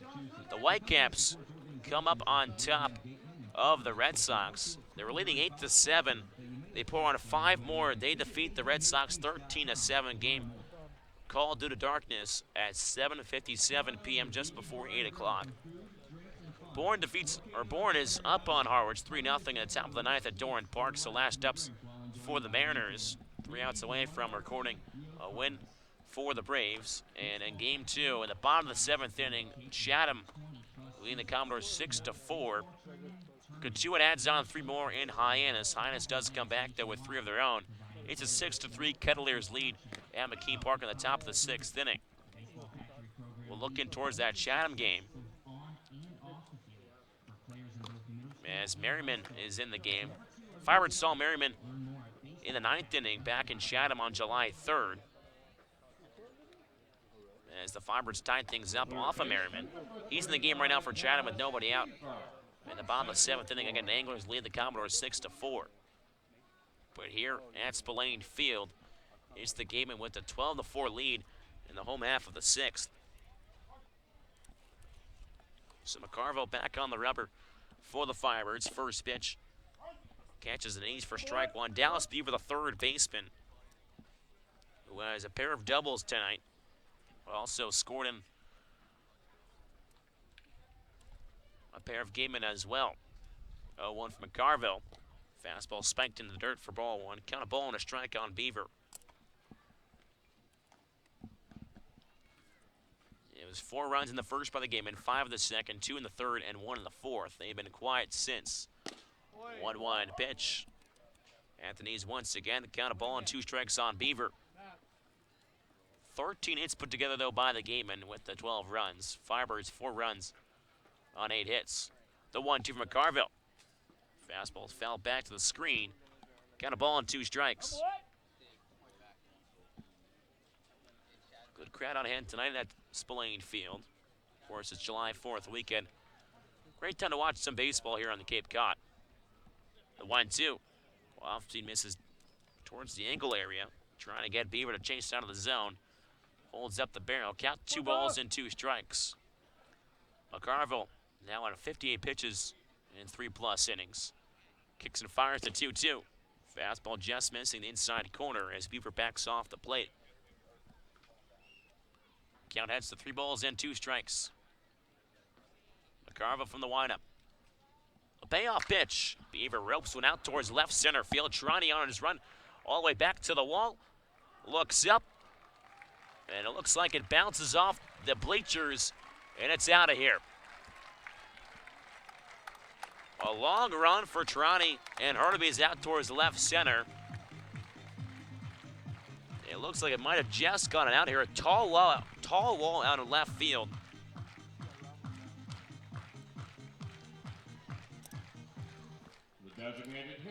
As that's the 3rd home run in this ball game for the Wareham Gamemen. It's a solo blast off the bat of Dallas Beaver. It's now a 13-4 Gateman lead here in the 6th. First pitch to Atsuko comes up and in. Or excuse me, Mike Antico comes up and in. So he dances out of the way for ball 1.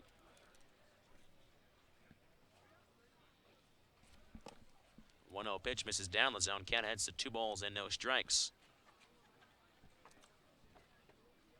So again, a 13-4 Gateman lead here in the bottom of the 6th inning. The 2-0 pitch to Antico. Off-speed pitch on the outside edge for strike 1.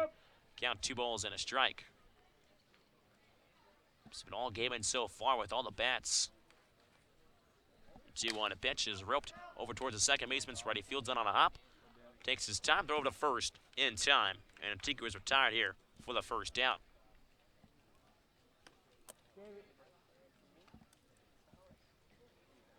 The shortstop, number 12, Benjamin Sims from Kansas. Firebirds this season has allowed just 5 home runs. And the Gatemen have hit 3 here tonight. Ben Sims, the shortstop from Kansas. First pitch he sees off speed, misses down the zone for ball 1. So now the Gatemen have scored runs in 5 of the 6 innings of this ball game. 1-0 pitch, fastball misses inside. 2 balls and no strikes on Sims. Again, Sims, average moving up a bit here at 341. As a 2-0 pitch, ground over towards the second baseman's ready. Backhands, comes to his feet and throw over to first base. Danny Soretti make a nice couple defensive plays here tonight in Wareham. Back-to-back 4 3-point outs, and they're 2 outs here in the bottom of the 6th inning.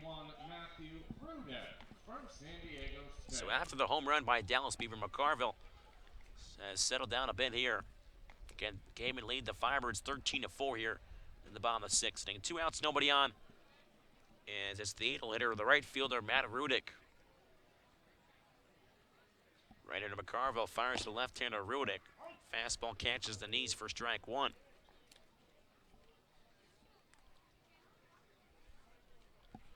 Rudick so far 0 for 3. Pair of flyouts and a ground out. 0-1 pitch. Hops in as it hits off. Home up by Ronaldo Cockrum. Got a ball and 1 strike. So Sems and Rudick, the only 2 gatemen who have failed to reach base. And Chico worked a walk back in the second. As the 1-1 pitch well out in front of it was Rudick. Count a ball and 2 strikes. So Antico, Sems, and Rudick, all 3 in a row, are the only 3 gatemen without a hit tonight. They gave it 14 hits tonight. The 1-2 pitch spoiled off and fouled over the Firebirds dugout. Kind of ball and 2 strikes on Rudick.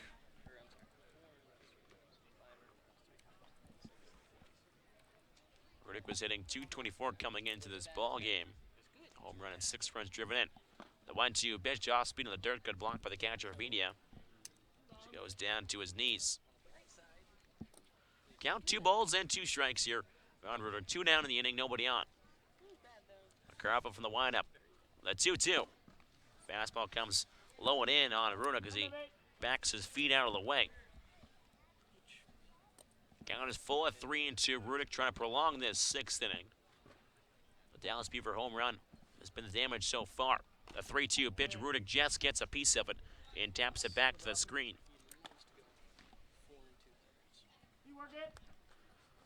So after Owen Sharts only went 2, McCarville trying to go 4 here. He's gone 3 2/3 to this point. The 3-2 from McCarville. Tapped right back him up the middle towards Seretti. Seretti tries to backhand it up the middle. Hand off his glove and off his chest into center field. A tough play for Seretti.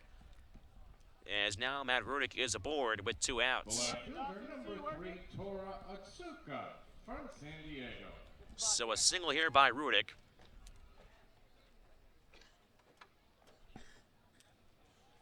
As now Sems is the only gateman not to reach base. Otsuka, the 9 hitter, will dig in from the left side. First pitch to him. Catches the inside corner after he turned out of the way of it. Good frame job by the catcher, Vitia. So Rudick taking a lead off of first base. Zach Britton playing behind him. Now holding him on. 0-1 pitch. Check swing by Otsuka as he'll trickle to the backstop. Gets past the catcher, Vitia. It was in the dirt, but Vitia couldn't quite make contact with the ball. And Rudick will glide into second base with 2 outs.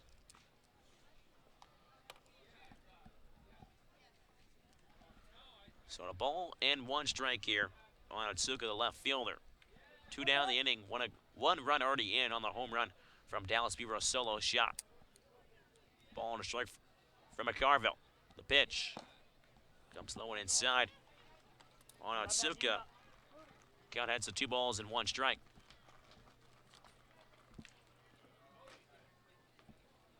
Otsuka has been hitting well against Firebirds pitching this year. Has played in 2 of the previous 3 games. Has gotten 3 for 6 against the Firebirds. The 2-1 Otsuka, high chopper over towards the first base and Britton, but it will just go foul. Britton had a chance on the play, but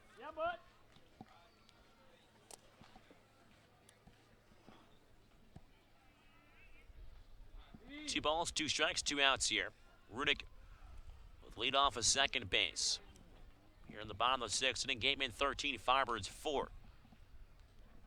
McCarville trying to end the 6th inning right here.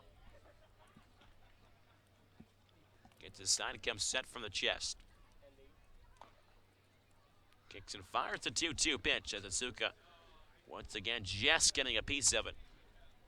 Fouls it back as the Gateman ball boy will get his workout in for the evening to retrieve that ball near the backstop.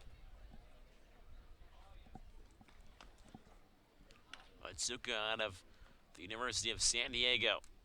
Same school as Chris Bryant. McCarville, a 2-2. Off-speed pitch misses down below the knees. Count runs full now at 3 balls and 2 strikes.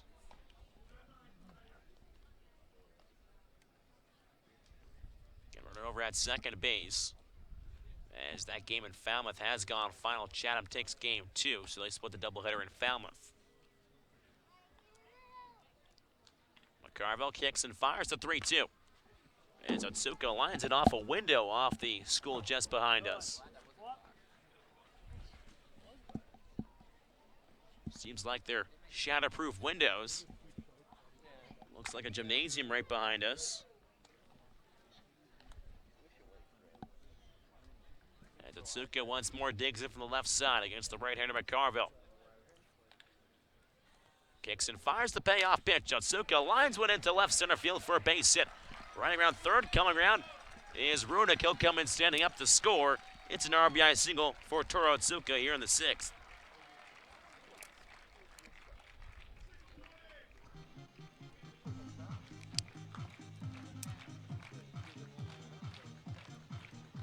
So it's a second run across. Dallas Beaver started off the 6th inning with a solo blast over the left center field fence. And now Otsuka lines into left center to score Matt Rudick.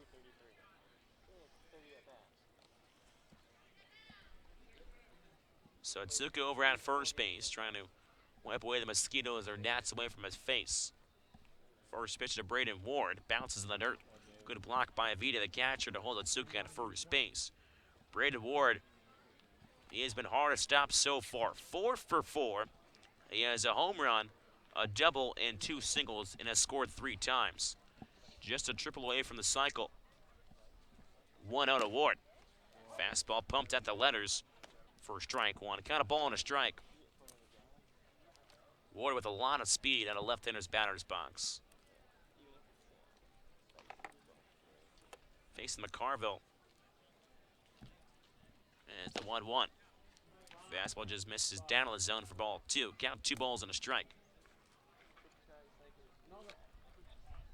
As now Matt Troop, pitching coach, will come out to have a chat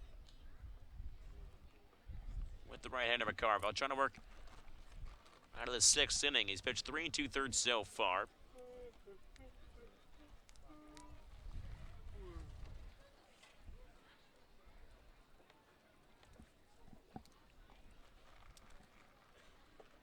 Again, the game would have a runner on first base with 2 outs here in the bottom of the 6th inning. Game in lead the Firebirds 14-4. As Ronaldo Cochran will walk around the mound, will take the long way. But Matt Troop is heading back to dugout. A hell of a chat with Ronaldo Cochran. As he gets a couple fresh baseballs from the ball boy on the first base dugout from the Gateman ball boy. So count as 2 balls and a strike on Braden Ward. The center fielder from the Pac-12, University of Washington. Looks back towards the dugout. Glances over his shoulder before he steps in the left side.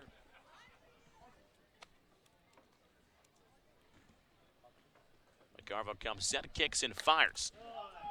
2 on Chaparro towards the first base and Bryn. Backhands it over towards McCarville. And Ward able to beat it out down the first base line. It was a tough play for Bryn. Fielded on a slow hopper, throwing on McCarville, but Braden Ward beats it out. He's got Billy Hamilton speed down that first base line for sure. So Otsuka over at second base. Ward now at first. Runners on first and second with 2 outs in the bottom of the 6th. Matt McClain, the second baseman, from the right side. First pitch runs off the plate for ball 1. Count a ball, no strikes.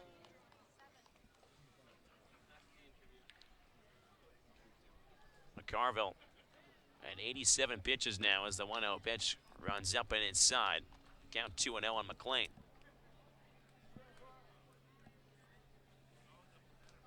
14 runs, 17 hits, 1 error for the game, and 4 runs, 8 hits, no errors for the Firebirds. McGarville kicks and fires the 2-0. Fastball on the outside edge for strike one. 2 balls and a strike on McLean. McLean out of UCLA, 2 for 2 on the evening. Was hit by a pitch in the first. Walked in the second. Came around to score both those 2 plate appearances. The 2-1 pitch. McLean jolts one down the right field line. Daniels on his horse down there. It will hop off the wall in right field. 1 run is in for the Gatemen. Hold up at third base as McLean will cruise into second base. It's an RBI double for Matt McLean. And the Gatemen continue to pour it on with the hit parade. Hit number 18 in this ball game. As Kel Nicholson will come out onto the hill, as that will do it for Dawson McCarville. Ken Otsuka came to score. And Ward held up over at third base. So Matt McLean is now 3 for 3 on the evening, as a new pitcher will be coming in for the Firebirds here in the bottom of the 6th inning. It's the Gatemen 15, the Firebirds 4. Listen to Firebirds baseball on the Birds Broadcast Network.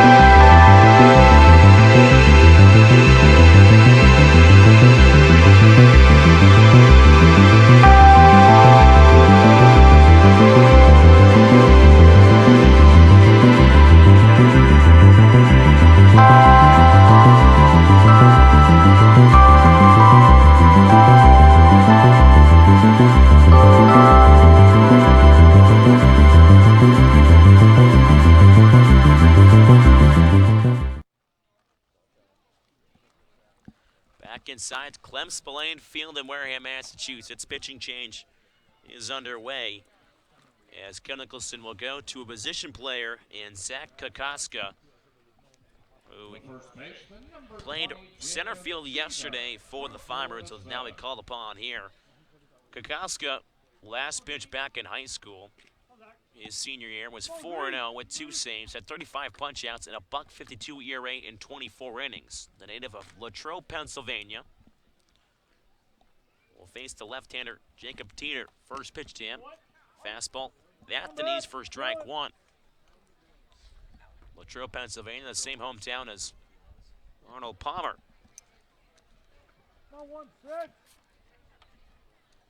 Runners on second and third, the 0-1.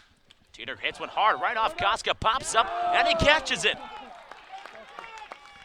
Zach Kokoska, line drive right off his back, tapped up in the air, turns around, and makes the catch.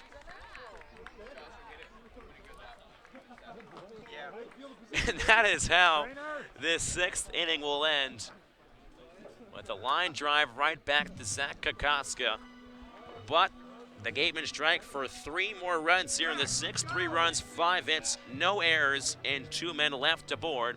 After 6, it's the Gatemen 15, the Firebirds 4. Listen to Firebirds baseball on the Birds Broadcast Network.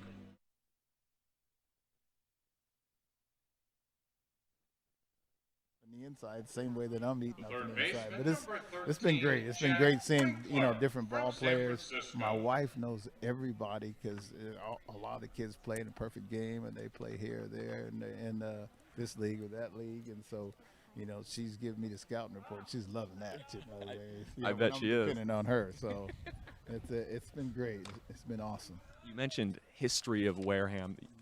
Believe it or not, Darren has a history with the Orleans Firebirds Cardinals organization. In 1988, J.T. Snow was a Cardinal, now the Firebirds, of course. And in 2002, do you know where I'm going right here?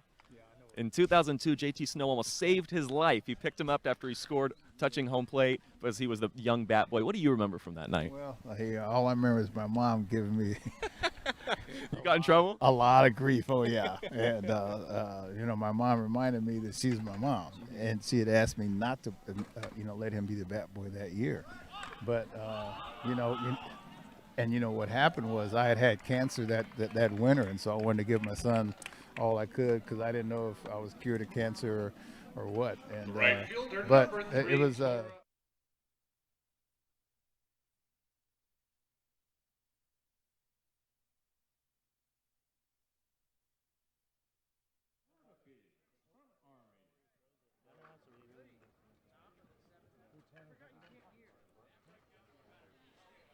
Top of the 7th we go here at Spillane Field. First pitch to Jacob Hurtubise.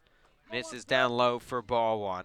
It's been all Wareham in this ball game, 15-4 over the Orleans Firebirds.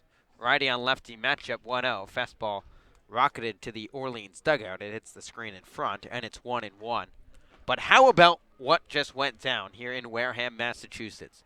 Zach Kokoska, a position player, pitching for the first time since his senior year of high school, not only got the Birds out of the jam, but made a spectacular catch. 1-1, fastball misses low and away, and it's 2-1.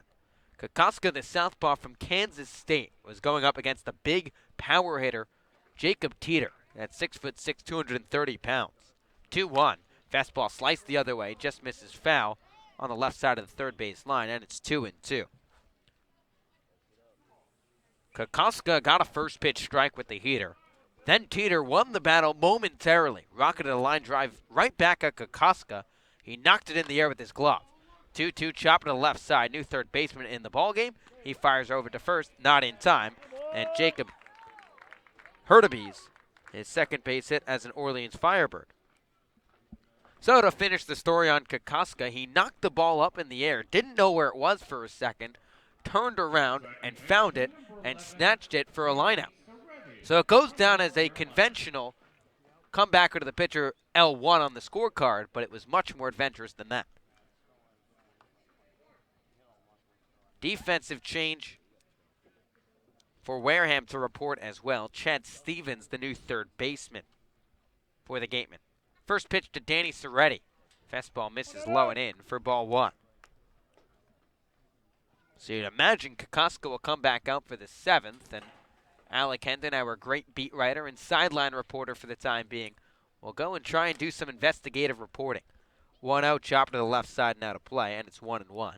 He is going to venture into territory that is forbidden. He's going to go to the scouting area and ask for the radar of Zach Kokoska's fastball. Hurtubise on at first with nobody down in the top of the 7th. 1-1 to Soretti. Fastball nips the inside corner, and it's 1-2. Soretti tonight, 1 for 3, has scored a run as well. That came back in the 6th. Firebirds have scored in back-to-back innings now. The 1-2. Breaking ball, Soretti checks his swing. They'll appeal down to third. He did not go, and it's 2-2. So this Orleans team, despite going down 12-0 to start this ball game, they've showed a lot of heart and are still playing this game just like it was the first. Hurtubise on at first with nobody down. 2-2, fastball cut on and missed, strike 3. So Soretti goes down swinging. It's another strikeout for the Gatemen's pitching staff. Make it 10 for Wareham tonight. So now Max Troiani will try and get off the schneid. He's 0 for 3 with a pair of punch-outs.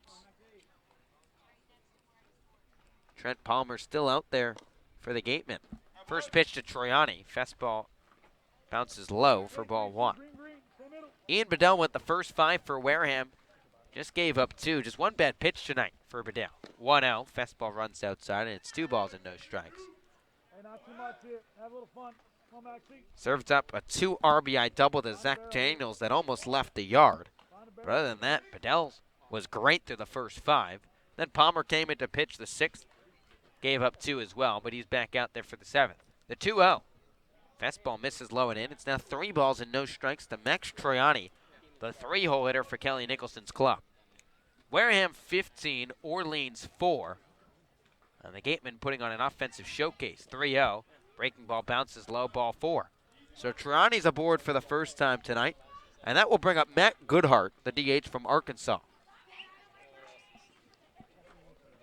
So Goodhart, who's 1 for 3, doubled in the 6th and came around to score. We'll dig in for the 4th time tonight. Firebirds are down 11, but when you think about what Orleans has done offensively, not too bad by any stretch of the imagination. 4 runs on 9 hits, including 7 in the last 2 innings. The Firebirds offense has come alive throughout the latter part of this game, and Max Troiani as well now has 6 walks in the last 3 games. So the first pitch to Goodhart, he takes a big hack at a fastball and comes up empty for strike 1.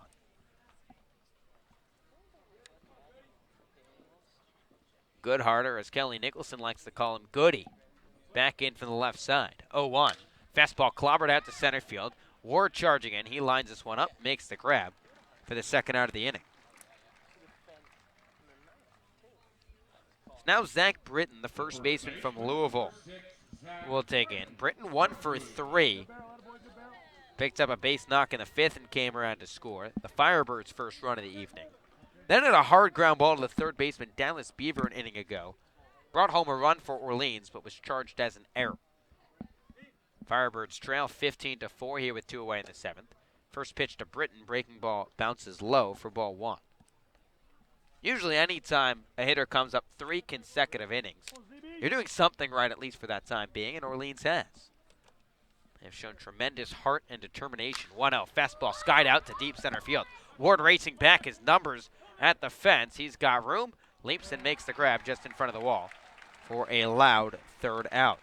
So Orleans puts some pressure on the Gatemen, but they are unable to tack on anything as the Firebirds score no runs on 1 hit, no errors, and they leave 2 runners left on base. We've reached stretch time here at Spillane Field, 15-4.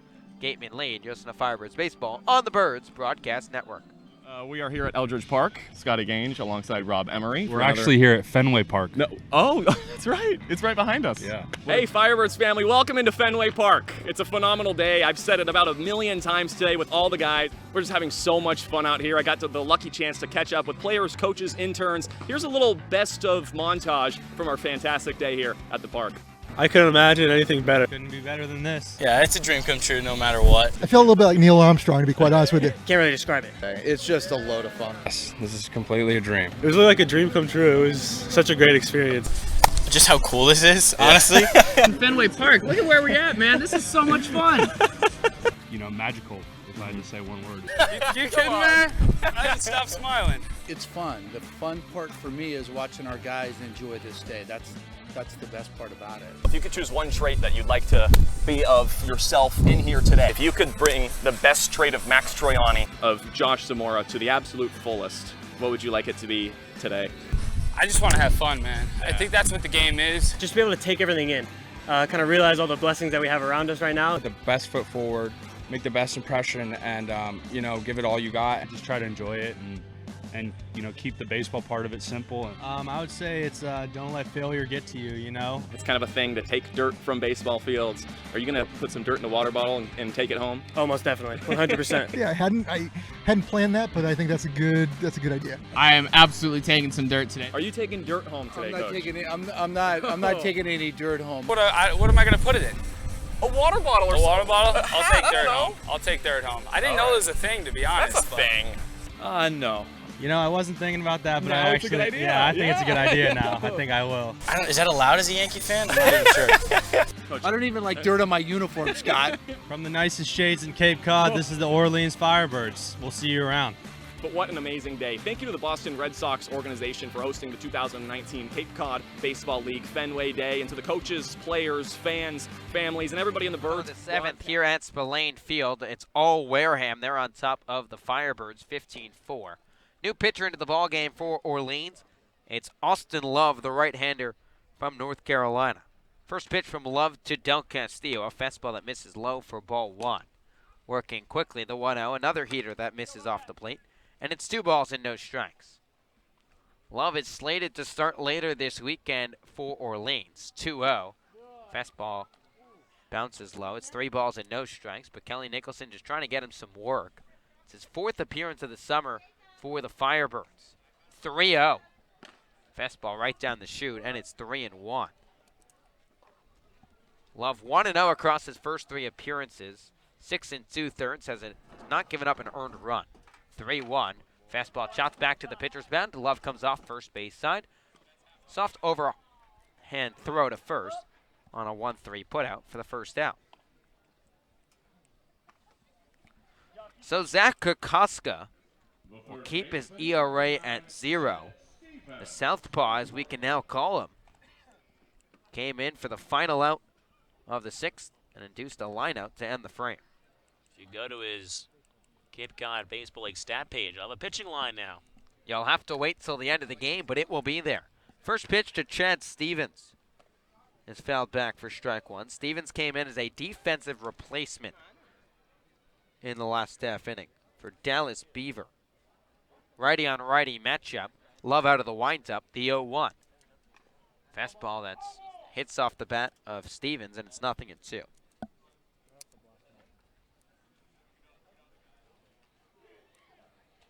The Firebirds still having some fun. Still playing the game hard despite trailing by 11 runs. 0-2 the count to Stevens. Austin Love looking for his first K of the evening. Here's the pitch. Fastball rocketed into right center field. Daniels runs over to his right, makes the catch shoulder high for the second out of the inning. And Austin Love coming out of the bullpen. It feels looks a little more comfortable out there on the hill from his last start when he started just a couple games ago. Seems like he's more comfortable coming from the bullpen. Love pitched 4 scoreless innings against Hyannis 3 nights ago. First pitch to Mike Antico, fastball swung on, hit into left field for a base hit. Antico is aboard for the 2nd time tonight. This rolls under the legs of Max Troiani, and Antico will take second on the error.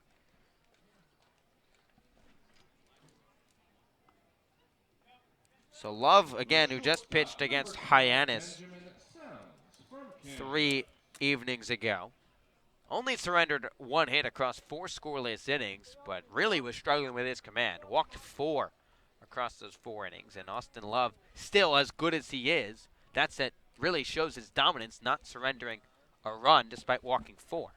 First pitch to Ben Sims. Fastball off the plate for ball 1. A couple of inning double plays really helped him, but still able to muscle his way through an outing like that. That just shows you who Austin Love is. So Love set at the chest, checks on the runner at second, 1-0. Fastball flared back, and it's 1-1. Sims, the shortstop from Kansas, the lone gateman tonight without reaching base. He's 0 for 4 with an RBI. 1-1 the count. Here's the pitch. Fastball chopped back to the mound. Love comes off in front, bare hands it, throws to first in time, and the side is retired. So Austin Love comes out of the bullpen, tosses a scoreless frame for the Orleans Firebirds, as the Gatemen score no runs on 1 hit, 1 error, and they leave 1 runner left on base. After 7, it's the Gatemen 15, the Firebirds 4. You're listening to Firebirds Baseball on the Birds Broadcast Network. I like Legos ever since I was a little kid. So was there like a tipping point, like a specific day where you were like, do you know what, Legos are sick? I think it was just ever since once I figured out what I could do with the Legos, like building spaceships for my own mind, just putting them together and stuff like that. And it still reigns true today? Yeah, I do love them. I don't have any with me though. Oh, that's the sad That's part. a long summer. Yeah, I know. It's a long summer. All right, I'll track you back. If there's one specific Lego Starship, Battle Star, whatever thing that you made that you're most proud of, is there one you could pick out? Yes, there's one that I made from scratch. Like I took some parts that were in the instructions and then added some new stuff that I wanted from my mind, my imagination, and I really liked it. It was a lot of fun doing it. What did it look like? It was like a spaceship, but it had like a little. It was almost like a baseball for like the cruise ship, almost where the driver would sit. Okay. And it was orange, and it was like a little globe that he sat in. Whoa. For where like. You send that into like BMW or anything like that? No, I didn't. I should have. Yeah. I should have. I noticed you have lots of wristbands on. What do those mean to you? If there's anyone specifically. One of them just says strength, integrity, passion, which we got from Tennessee, just having strength and integrity in Christ, and then just passion for whatever you're passionate about. What are you passionate about? Christ, baseball, and family. It's pretty cool. Normally when I ask different players what they're passionate about, they go, Do you know what? Yes, and you were right away. Yeah. Christ, family, baseball. That's pretty awesome. Yes. It's always been that way for you? Yes. Yes. That's really cool, man. Let's touch on baseball before I know we got a fun game today. What are you looking for out of yourself? I'm just looking to improve every day. Improve every day, having fun while you're doing it, because if you don't have fun, then what are you doing it for? It's a waste of time if you're not having fun, Yeah, huh? that's what I would think. Are you having fun? Yes, definitely. On a scale of 1 to 10, like 10? Oh, 11.5. 11.5. Are you kidding me? This guy's having 11.5% or Yes. out of 10 Come fun. on to make his Cape Cod Baseball League debut for Wareham. Set to face Eddie McCabe, the shortstop from Georgetown.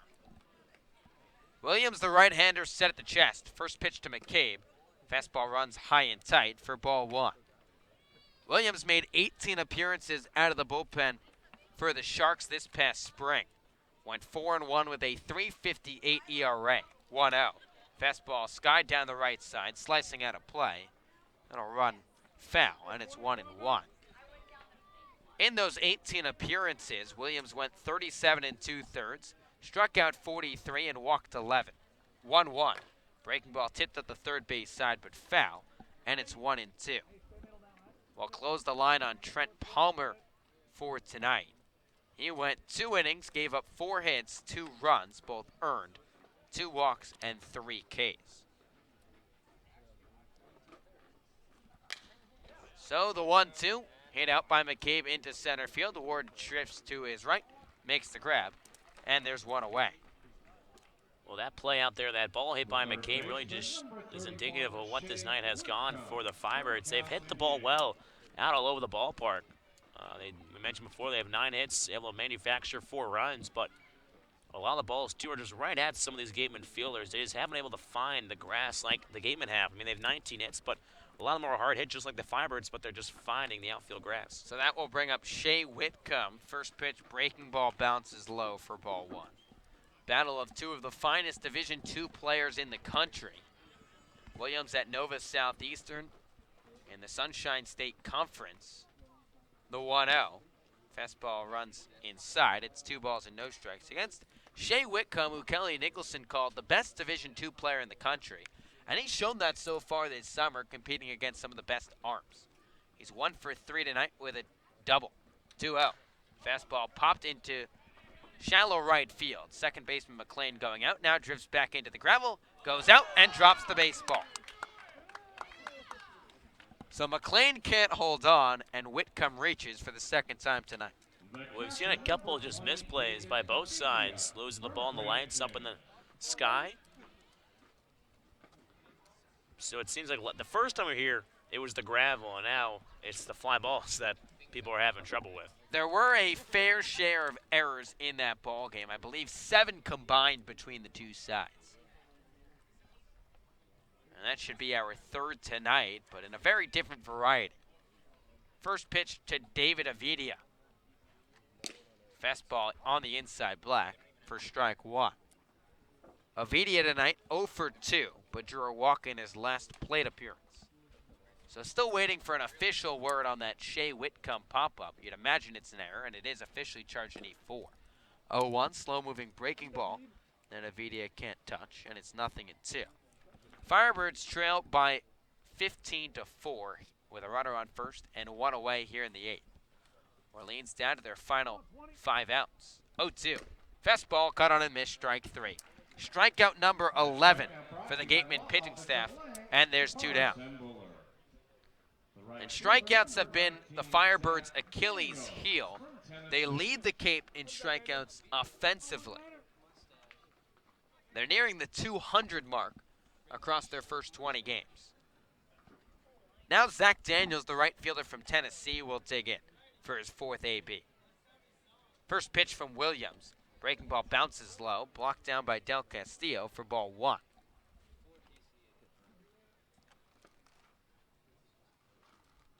And we continue to harp on just the fight of this Firebirds team.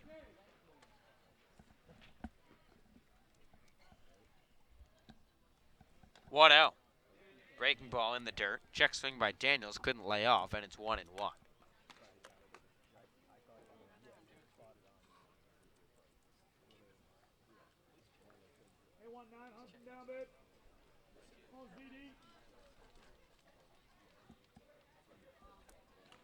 So 1-1 the count to Zach Daniels. The pitch, fastball crushed out to left center field. Left fielder Otsuka on the run. Ward comes over. He makes the grab in stride. And the side is retired. So once again, Zach Daniels clobbers a baseball, but Braden Ward showcases his PF Flyers. Firebirds score no runs on no hits, 1 error, and they leave 1 runner left on base. After 7.5, it's Wareham 15, Orleans 4. You are listening to Firebirds Baseball on the Birds Broadcast Network.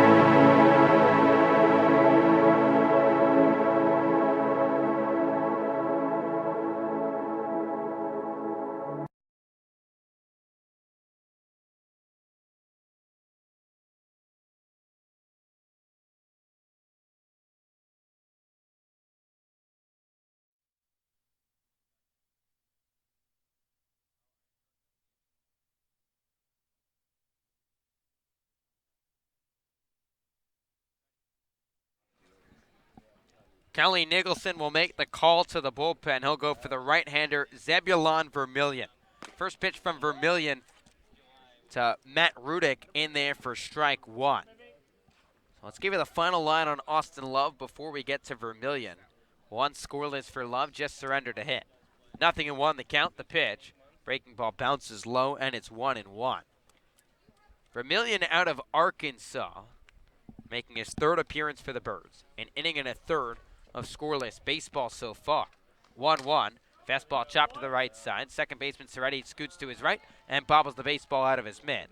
We'll see how that one is scored, but could be the 2nd error charged to Orleans tonight. Well, Soretti's made some nice, tough plays out there. That was a little of a tough one as well. Kind of hit the top spin on it, ate him up over at second. And now the game would have a man aboard. Check that. That would be, yes, it would be Orleans' 2nd error of the night, and Wareham already with 2. Approaching the combined 7 that we saw the last time these two teams faced at Spillane Field. First pitch to Tora Otsuka. Fastball above the chest for ball 1. Otsuka has been aboard 3 times tonight. Single in the 2nd and came around to score. Drew a walk in the 3rd and scored as well. Then delivered an RBI base knock in the 6th. 1-0 the count, the pitch. Fastball tails off the plate. It's 2 balls and no strikes.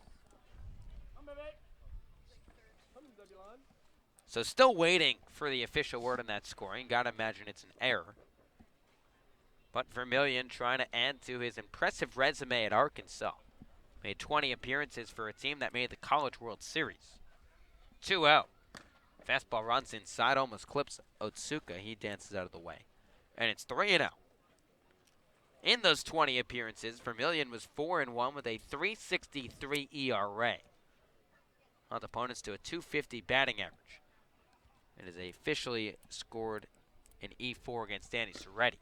3-0, fastball nips the outside corner. Otsuka took a step towards first base. He'll retrieve back, and it's 3-1. Wareham 15, Orleans 4. Runner on first with nobody down in the last of the 8th.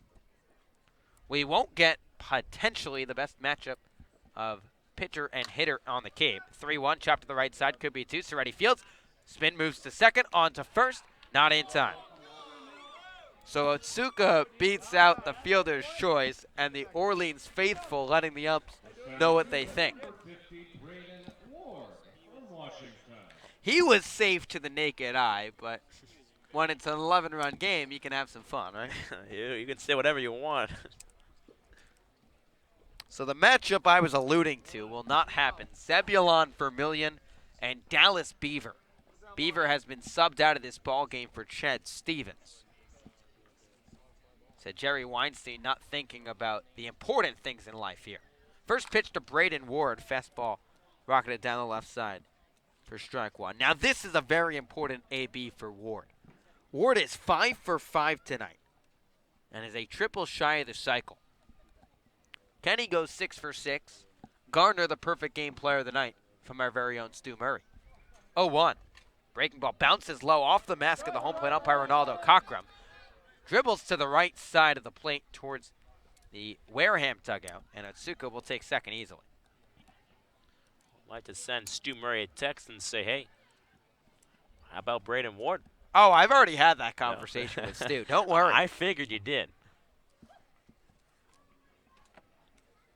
Maybe like emphasize that text or something. Oh, it's far back at this point. I told him he's got to probably go for a co-player of the night. But that was way back in the second inning. Things have changed. That's when Del Castillo was looking like the runaway train. 1-1. Here's the pitch. Fastball up and away, and it's 2 balls and 1 strike.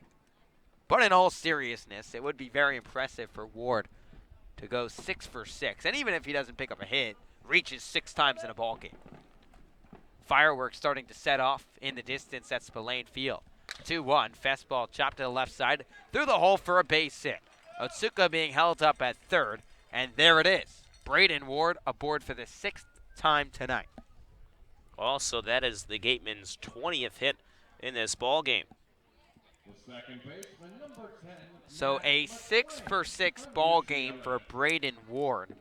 And now Matt McClain, who has been aboard 5 times tonight, will try and reach for the 6th. Ward's 3 for 3. Check that. McClain's 3 for 3. He was hit by a pitch in the first, walked in the second, but has had 3 consecutive hits since. First pitch, fastball runs low and in for ball 1. For the Firebirds in the 9th, and again, this ball game is not over. It's not over until the fat lady sings, as they like to say. It'll be the top of the Orleans lineup. They trail 15-4 here in the 8th. 1-0. Fastball right down the chute, and it's 1-1. The other impressive thing about this ball game, whenever you'd think for 19 combined runs, you would think it might take 4 or 5 hours. We've not chartered into that territory just yet. Looking at about 2 hours and 21 minutes. 1-1 the count to McClain, the pitch. Fastball fouled back to the screen, and it's 1-2. And that's Cape Cod Baseball League for you folks. You could play a 1-0 shutout game in about an hour 58. It's happened before. And you can play a slugfest that takes 2.5 hours. No commercials out here. Oh, there's commercials, just not 90 seconds. 1-2. Breaking ball bounces low. Avidia blocks it down. It's 2-2. Imagine this, Thomas. No commercials. and 2.5 hours of straight talking. That'll be something else. They'd be like, all right, switch it out. Just they I run off. I think I would throw you off this platform very gently onto a padded area. 2-2 in there, strike 3. So McLean goes down looking. He's a little puzzled by the call by Ronaldo Cockrum. Jerry Weinstein shares a couple words with the home plate umpire. But there's 2 away. Well, it was a very subtle call, late call as well, but yeah, Ronaldo Cockrum's got a dinner reservation to be here somewhere. It's 9:07. I will not give my opinion on the call. I will reserve my comment. With Jacob Teeter now the batter. First pitch, breaking ball. He looks silly out on, fishing in the dirt for strike 1. Nonetheless, the call is strike 3, and that's all that matters. As long as you're consistent with it, I think most people are. I would be okay with it. If you're consistent, then that's okay. There'll be an adjustment, maybe in the type of wood the batters will have to use. 0-1. Breaker bounces low, and it's 1-1. 15-4 Gateman lead with runners on the corners and 2 away. Saying I should have brought my boat paddle on the way over here. Playing cricket. 1-1. Fastball chopped to the right side. Vermillion's there. Fields it. Underhand flip to first. And this side is retired. So Zebulon Vermillion works around some trouble as the Gatemen score no runs on 1 hit, 1 error, and they leave 2 runners left on base.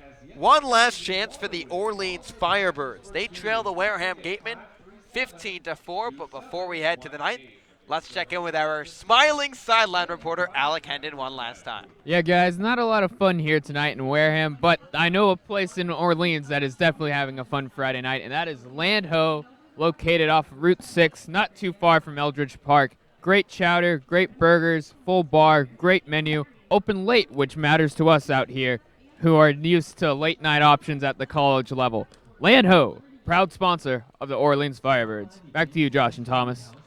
Thank you, Alec. We'll, in fact, take a short break here at Spillane Field for the final time tonight. Listen to Firebirds Baseball on the Birds Broadcast Network.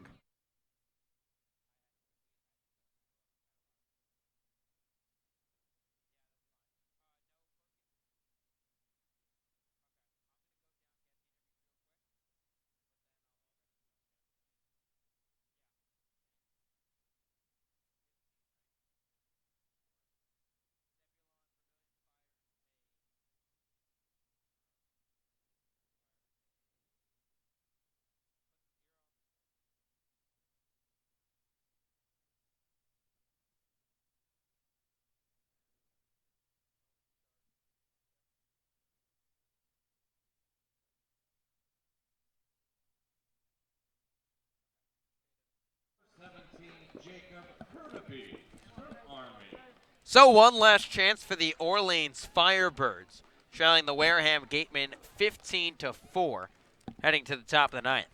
J.P. Williams back out there for Wareham, set to face the top of the Orleans lineup.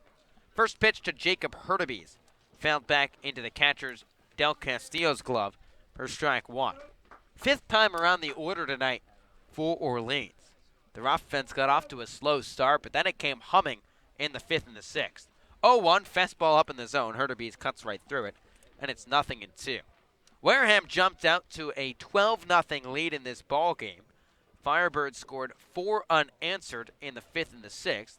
The Gatemen responded with 3 in the home half of that 6th. 0-2, fastball runs up and away, and it's 1-2. Now, if you look around the Cape and see where this will impact the Orleans Firebirds, Chatham and the Falmouth Commodores split a doubleheader, so the Anglers picking up another couple of points. 1-2 bounces low, and it's 2-2. Brewster Whitecaps defeated the YD Red Sox in 8 innings, 13-7. 2-2, fastball chopped over the head of the pitcher Williams, fielded by McLean back up the middle, throw on to first in time, and Orleans down to their final 2 outs. So with Brewster winning, that pulls them within 3 points of Orleans for the 3rd spot in the East. Orleans will have to play a home-and-home with the YD Red Sox the next 2 days, and those are 2 very important ball games. Both teams clawing for 2nd and 3rd in the East, and Brewster's not too far behind now, scratching across the 500 mark. First pitch to Danny Soretti. Fastball right down Main Street for strike one. Well, especially since Waddy's already beaten the Firebirds twice so far in this season. Orleans did get help from the Bourne Braves. 0-1. Fastball runs inside, and it's 1-1. Bourne defeated Eastern Division foe Harwich 3-2. So that's good for Orleans. And not every team in the East is going to be winners tonight, and neither was YD. 1-1. Fastball slicing down the left side. This misses foul, and it's 1-2.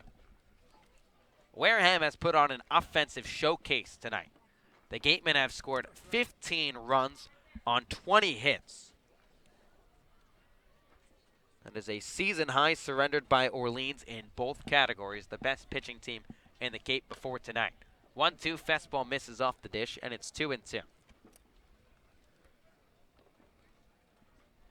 Not the best night for the Orleans Firebirds by any stretch of the imagination, but they kept fighting till the end. 2-2, broken bat grounder to the right side. Teeter fields it, will take it to the bag himself, and Orleans down to their final out. Yeah, definitely for sure. We saw the Firebirds, again, another slow start, but they really picked things up if it wasn't for the 9-0 lead that the Gatemen had after the second inning. You know, I think it's a totally different ball game. Obviously, the Gatemen scored basically 12 of their first 15 runs in the first 4 innings. So the first pitch to Max Troiani will be held up as Williams steps off. Now he's back on. First pitch. Breaking ball cut on and missed for strike one. Firebirds down to their final out here at Spillane Field. And Max Troiani, who's 0 for 3 but drew a walk in the 7th, back in from the right side. 0-1. Breaking ball fisted out of play, and it's 0-2. Wareham leading Orleans 15-4 in the final matchup between these two sides. Firebirds have already clinched the season series. 2 wins and a tie so far for Orleans. The 0-2. Fastball cut on and missed, strike 3. The Wareham Gatemen gave the Firebirds the business here at Spillane Field after the Firebirds took 2 of the first 3 and defeated Wareham with ease, only allowing 4 combined runs. The Gatemen poured on top of the Firebirds, defeating Orleans 15-4. Yeah, it was just right from the opening first pitch. They just jumped on Owen Schartz, and they just didn't look back. I mean, they were swinging. They knew Schartz is a strike thrower. And Braden Ward really got things going. Schartz got ahead of board 0-2 and then jumped on that pitch and put it on for a double. Then comes and hits Matt McLean before Teeter singles and puts the bases loaded. And Del Castillo on a 1-1 pitch hammers it over the right center field fence for a grand slam. And I think that's a really set the wheels in motion for the Gatemen.